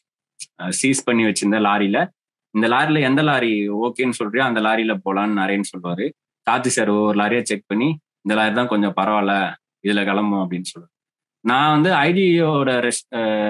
ஐஜியோட பங்களால எப்படி சீஸ் பண்ண லாரி இருக்க முடியும், அது அங்க வச்சிருக்க மாட்டாங்கல்ல அப்படின்னு ஒரு கேள்வி கேட்டதும் அப்புறம் என்ன பண்ணலான்னு வச்சு பார்ட்டின்னு வந்தா அங்க பிரியாணின்னு ஒண்ணு இருக்கும்ல, ஸோ பிரியாணி சப்ளை பண்ண வந்த ஒரு லாரியா வச்சுக்கலாமா அப்படின்னு நான் கேட்டேன். ஸோ அதனால பிரியாணி வச்சு ஒரு சீன் வருது. பிரியாணி வரணும் போது பிரியாணி கூட வந்த ஒரு சின்ன பையன் ஒரு கேரக்டரை வச்சுக்கிட்டோம். ஸோ அந்த கேரக்டர் அப்பதான் உள்ள வருது. அது சீஸ்பூன் நல்லாரியா இருந்தா ஒரு பையன் வந்துருக்க மாட்டான். ஸோ அந்த கான்வர்சேஷனுக்குள்ள என்ன போகும்போது என்ன கான்வர்சேஷன், அவன் வேண்டா வெறுப்பா வரான் அப்படின்னு ரூட்டு தப்பு தப்பாக சொல்றான். கரெக்டா லெஃப்ட் எடுக்கணும்னா கொஞ்சம் முன்னாடியே சொல்லாம தாண்டி போன பிறகு சொல்றான். இந்த மாதிரி இரிட்டேட் பண்றான். அப்புறம் சாப்பாடுல மயக்க மருந்து போட்டிருக்கேன், மயங்கி விழுந்துருவான்னு சொல்ற கான்வர்சேஷனா இந்த மாதிரி பேசி பேசி ஆரம்பிச்சுது. பிகினிங்ல நரேன் வந்து கார்த்தி சார் கைய விலங்க ஓபன் பண்ணி விட்டு தான் இறக்கி விடுற மாதிரி தான் இருந்துச்சு. நான் சொன்னேன் படம் ஃபுல்லா அவர் கையில விலங்கு இருக்கட்டும், அதாவது கம்பி வச்சு நம்பி இறக்கி விட்டாரு. கையில விலங்கோட தான் படம் ஃபுல்லா சுத்துறாரு. கிளைமேக்ஸ்ல தான் அவர் விலங்க ரிலீஸ் பண்றாங்க, இப்படி வச்சுப்போம் அப்படின்னு சொன்னேன். அந்த சின்ன குழந்தை வந்து அவங்க அப்பாவை பார்க்கணும்னு வெயிட் பண்ணிட்டு இருக்கு. குழந்தையோட போட்டோ அனுப்ப சொல்லுவாங்க. நான் என்ன சொன்னேன், இந்த போட்டோ வந்து அந்த போட்டோல அந்த பொண்ணு போலீஸ் யூனிஃபார்ம்ல இருக்கட்டும், அந்த போலீஸ் யூனிஃபார்ம்ல இருக்க போட்டோவை பார்த்த பிறகு இவருக்கு இன்னும் கொஞ்சம் போலீஸ் மேல ஒரு கரிசனம் வரட்டும். நம்ம பொண்ணுக்கு போலீஸ்னா பிடிக்கும் போல, அந்த ட்ரெஸ்ல தான் போட்டோ எடுத்திருக்கு ஏதோ ஒரு ஈவெண்ட்ல அப்படின்னு போலீஸ் மேல ஒரு இன்னும் கொஞ்சம் அக்கறை வருது அப்படின்றத வச்சுப்போம். ஸோ இதெல்லாம் டிஸ்கஷன்ல பேசுறது. இப்ப நான் இதை பேசணும், இதை ஆடியோவா அப்புறம் ரெக்கார்ட் பண்றதெல்லாம் நினைச்சு எல்லாரும் பேசணும். அப்புறம் அதுக்கப்புறம் பொன் பார்த்திபன் எழுதினாரு அப்படின்னு நினைச்சு. மாஸ்டர்ல அப்படியே ஆப்போசிட். பொன் பார்த்திபன் லோகேஷ் ஒரு வாய்ஸ் ஒரு ஆடியோ கொடுத்ததுக்கு அப்புறம் பொன் பார்த்திபன் அதை அப்படியே டெக்ஸ்டா மாத்துவாரு. அது அப்படியே அதை பேஸா வச்சுட்டு அது மேல நான் ஒர்க் பண்ணேன், அது மேல லோகேஷ் ஒர்க் பண்ணோம், அப்படியே ரிவர்ஸ்ல ஒர்க் பண்ணோம் அப்படின்னு நினைச்சு. இந்த ப்ராசஸ் எப்படின்னா, எப்படி மாநகர காவல் வந்து ஒரு கைதியா மாறுதோ, அது வந்து எனக்கு ஒரு லேர்னிங். இப்ப நான் ஒரு கதை எழுதுறேன் அப்படின்னா, அந்த கதையை வந்து ஒரு கதையா இருக்கிற ஒரு கதைய ஒரு ஹீரோக்கான படமா மாத்தணும்னா, ஹீரோட படமா மாத்தணும்னா என்ன பண்ணும், அதுல அந்த எந்தெந்த சீன்லாம் அதை பண்ணும் அந்த படத்துக்குள்ள. ஏன்னா இப்ப சூதுகோவ மாதிரி படத்துலயே நான் ரொம்ப பேசுறேன் இருந்தாலும் மாதிரி படத்துல எல்லாருமே ஸ்கோர் பண்ணிருப்பாங்க. இப்ப கோலமாவுக்கு வக்கீல எடுத்துக்கோங்க, நயன்தாரா ஒரே ஒரு ஜோக் கூட அடிச்சிருக்க மாட்டாங்க. ஆனா அது காமெடி படம் தான். சுத்தி இருக்க எல்லாருமே ஸ்கோர் பண்ணிருப்பாங்க. சூதுகோவமும் அதே மாதிரிதான், எல்லாருமே காமெடி பண்ணிருப்பாங்க. சேதனனும் பண்ணிருப்பாரு. ஆனா ஒரு பொண்ணு கடத்திட்டு அவங்க அப்பா கிட்ட மூச்சு திணறுதா, நல்லா மூச்சு விடுங்க, உங்களால எவ்வளவு முடியுமோ கொடுங்கன்னு சொல்லிட்டு கேட்டு போய் இவரே பணம் ரெடியா கொடுங்க சார்னு வாங்கிட்டு கண்ணாடி மாட்டு திரும்பி நடந்து வர்றாருல அந்த சூதுகோவம் பிஜிஎம்ல. அங்கதான் இது விஜய் சேதுபதி நடக்கும் சூதுகோவமா மாறுது. ஸோ ஒரு ஹீரோவா அங்க நிக்கிறது. இதே மாதிரி மாநகரம்ல சந்தீப் கிஷன் இருக்காரு, நம்ம ஸ்ரீ இருக்காரு, நிறைய சார்லி இருக்காரு, எல்லாருமே இருந்தாலும் பஸ்ல ஏறி அவரு பேண்ட்ல ஆசிட் பாட்டில போட்டு அடிச்சு விட்டு ஒரு பொண்ணு மூஞ்சில ஆசிட் அடிப்பியான்னு சொல்லி கேட்டு வர்றது இருக்குல்ல, சந்தீப் கிஷன் ஜம்ப் பண்ணி நடந்து வர்றது இருக்கு கேம்பஸ்ல. அந்த இடத்துலதான் அது சந்தீப் கிஷன் மேல அந்த படம் வர்றது இருக்கு. ஸோ அது மாதிரி ஒரு கதையை வந்து எங்க ஆராய்ச்சி பண்ணி இப்படிலாம் வருது இருக்குல்ல, அது அனுபவத்துல அப்படி அப்படியே வர ஆரம்பிக்கும். ஸோ கொலாபரேட் ஆகி ஒர்க் ஆகும்போது வரும். லோகேஷ்க்கும் எனக்கும் 7ஆம் பொருத்தம் தான். லோகேஷ்க்கு அந்த மூலையில இருக்க ஒரு விஷயம் பிடிக்கும்னா எனக்கு அப்படியே ஆப்போசிட் இந்த மூலையில இருக்க விஷயம் தான் பிடிக்கும். அதுதான் வந்து 2 பேரோட கான்வர்சேஷனை எக்ஸைட் பண்ணுது. இந்த மாதிரி படம்லாம் நான் பார்த்ததே இல்லை, நான் சொல்லியிருப்பேன். நான்லாம் எடுத்ததுமே தூங்கிடுவேன். அந்த மாதிரி படத்தை அவன் ரசிச்சிருப்பான். வைலன்ஸ் இருக்கிற படங்களும் நான் அவ்வளவு பிடிக்கும். எனக்கு கான்வர்சேஷன்லாம் இருக்கிற ரிலேஷன்ஷிப் ட்ராமாலாம் எனக்கு பிடிக்கும். ஸோ இது ரெண்டுமே வந்து மியூச்சுவலா ஒரு கொலாபரேஷன் வரும்போது ஒருத்தரோட லைஃபை இன்னொருத்தர் எக்ஸ்ப்ளோர் பண்றது இருக்குல்ல, அது வந்து அடுத்தடுத்த ஸ்கிரிப்ட்ல நமக்கு சோர்ஸ் மெட்டீரியல் ஆகும். ஸோ இது ஒரு புக்கு பண்ண முடியும், இன்னொருத்தரோட நம்ம டிராவல் ஆகிற அந்த கான்வர்சேஷன் நமக்கு பண்ண முடியும். நிறைய படங்கள் பார்க்குறோம்ல, அதுல இருந்து வரும். ஸோ அப்படிலாம் வந்துதான் ஒரு ஸ்கிரீன் ரைட்டரா ஆகும்போது அது நமக்கு கை வந்த கலை சொல்லுவாங்களா, அது மாதிரி ஒரு இடத்தை நோக்கி கொண்டு போவோம். அகைன் அது லேர்னிங் அன்லேர்னிங் தான், ரைட்டிங் ரீரைட்டிங் தான், மாத்திக்கிட்டே இருக்க வேண்டியதான். ஸோ இப்படிதான். இதுக்கு வந்து ஃபார்முலா இல்ல இதுதான் பேசிக் இதெல்லாம் தெரிஞ்சிருக்கணும்லாம் கிடையாது. நம்ம ஒட்டு கேட்கறதுல இருந்து எட்டி பார்க்கறதுல இருந்து அப்புறம் தெரியாம திருடுறதுன்னா சப்கான்சியஸா ஏறி இருக்கும். நமக்கே வந்து ரொம்ப நாள் கழிச்சுதான் அன்னைக்கு அவன் கூட போகும்போது பேசின அந்த விஷயம் தான் நம்ம ஸ்கிரிப்டுக்குள்ள இப்படி வந்திருக்கு போல, நான் சிம்பிளா சொல்றேன், மது ஷார்ட் ஃபிலிம் எடுக்கும் போதே எனக்கு தெரியாது. ஆனா செல்வா சார் படம்லாம் எனக்கு ரொம்ப பிடிக்கும். யாரடி நீ மோகினி படத்துல வந்து தனு சாருக்காக பேசணும்ட்டு ரகுவரன் சார் நயன்தாராவை பார்க்க அவங்க ஆபீஸ் போயிருப்பாங்க. அங்க ஏதோ ஒரு தள்ளுமுள்ள நயன்தாரா கைப்பற்றும் ரகுவரன் சார் மேல. அங்கதான் டென்ஷன் ஆகி தனு சார் பேசிட்டு அவ வேணான்ற மாதிரி கிளம்பி வந்துடுவார். இது இது இது எங்கேயோ என் மனசுல இருந்ததுதான் வந்து மதுன்ற ஷார்ட் ஃபிலிம். அத மேதமான பிகினிங்ல அந்த ஃப்ரெண்டு போய் கெஞ்சுவான், ஃப்ரெண்டு அவ திட்டிவான்னதும் இவன் கோவம் வந்து சாவறத கூட விட்டுட்டு அவ கெட்ட பொண்ணு அவளுக்கு இருக்க முடியாது மாறுறது இருக்க. இதுக்கும் எங்க சம்பந்தம் இருக்குன்னு எனக்கு தெரியல. ஆனா அது எங்கேயோ ஒரு இடத்துல இருந்து எங்கேயோ ஒண்ணு வருது இல்ல, நமக்கே தான் அப்புறமா தெரியும் லேட்டா உட்காந்து பார்க்கும்போது. ஸோ இப்படி எல்லாம் தான் ஒரு கதைக்குள்ள ஒரு சோர்ஸ் மெட்டீரியல் வரும். ஸோ இதான் நான் சொல்ல வரேன். இது எப்படி எனக்கு டெஃபினேஷனா சொல்ல தெரியல, அதனாலதான் கொஞ்சம் சுத்தி வளைச்சி சொன்னேன். எனக்கு இன்ஃபரன்ஸ் என்ன கிடைச்சிச்சுன்னா, நீங்க ஒரு ஸ்கிரிப்ட் ரைட்டிங் எழுதும் போது இன்னொருத்தர் உங்களுக்கு ஆப்போசிட்டா இருக்க கிட்ட நீங்க சொல்லும் போது இன்னும் அதிகமான பாயிண்ட்ஸோ இல்ல அதிகமான இது கிடைக்கும் அப்படின்னு எங்களோட இன்னொரு பெர்ஸ்பெக்டிவ் கிடைக்கும். ஸோ அது ஒண்ணு என் பர்சனலா என்ன தோணுச்சுன்னா, இப்ப நீங்க ஒரு டைரக்டர் ஆயிட்டீங்க, பட் லொகேஷனாவோ யாரோ அவங்க கூப்பிட்டு நீங்க அது ஒரு ஃப்ரெண்ட்ஷிப் லெவல்ல போறதோ ஈகோ பக்கம் போற மேபி நிறைய இடத்துல அது இருக்கலாம். பட் உங்ககிட்ட அது இல்லாம டைரக்டா போறது எனக்கு பர்சனலா பிடிச்சிச்சு. ஸோ அதுக்கு ஒரு ஹேட்ஸ் ஆஃப். அதை நான் இன்டர்வியூஸ் நிறைய பார்க்கும்போது எனக்கு சொன்னேன். இப்ப நேரடியா உங்களுக்கு பேசும்போது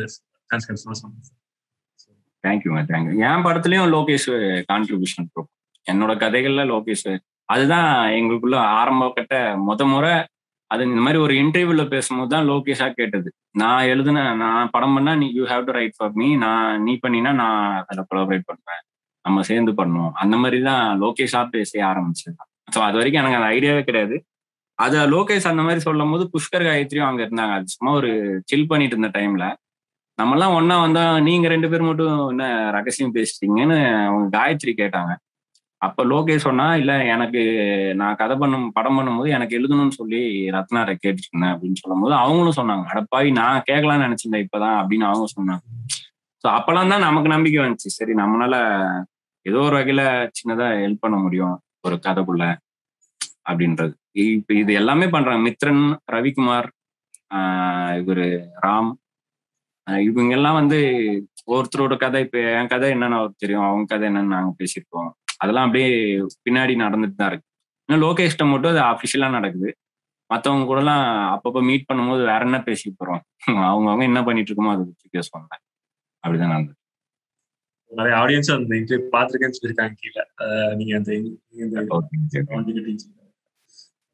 ஸோ நெக்ஸ்ட் நீங்க தான் நான் கேட்க வேண்டிய நிறைய கொஸ்டின்ஸ் நீங்க நிறைய கவர் பண்ணிட்டீங்க. அதாவது ஒரு பெரிய நீங்க ஒரு ஸ்டோரி எழுதிருப்பீங்க, அது வந்து ஒரு பெரிய ஹீரோக்கு மாத்தணும்னா என்னென்னலாம் நீங்க எழுதுவீங்க அப்படின்றதுக்கு ஆன்சர் ஆல்ரெடி பண்ணிட்டீங்க. கைதியில நீங்க எப்படி பண்றதுன்னு சொல்லிட்டு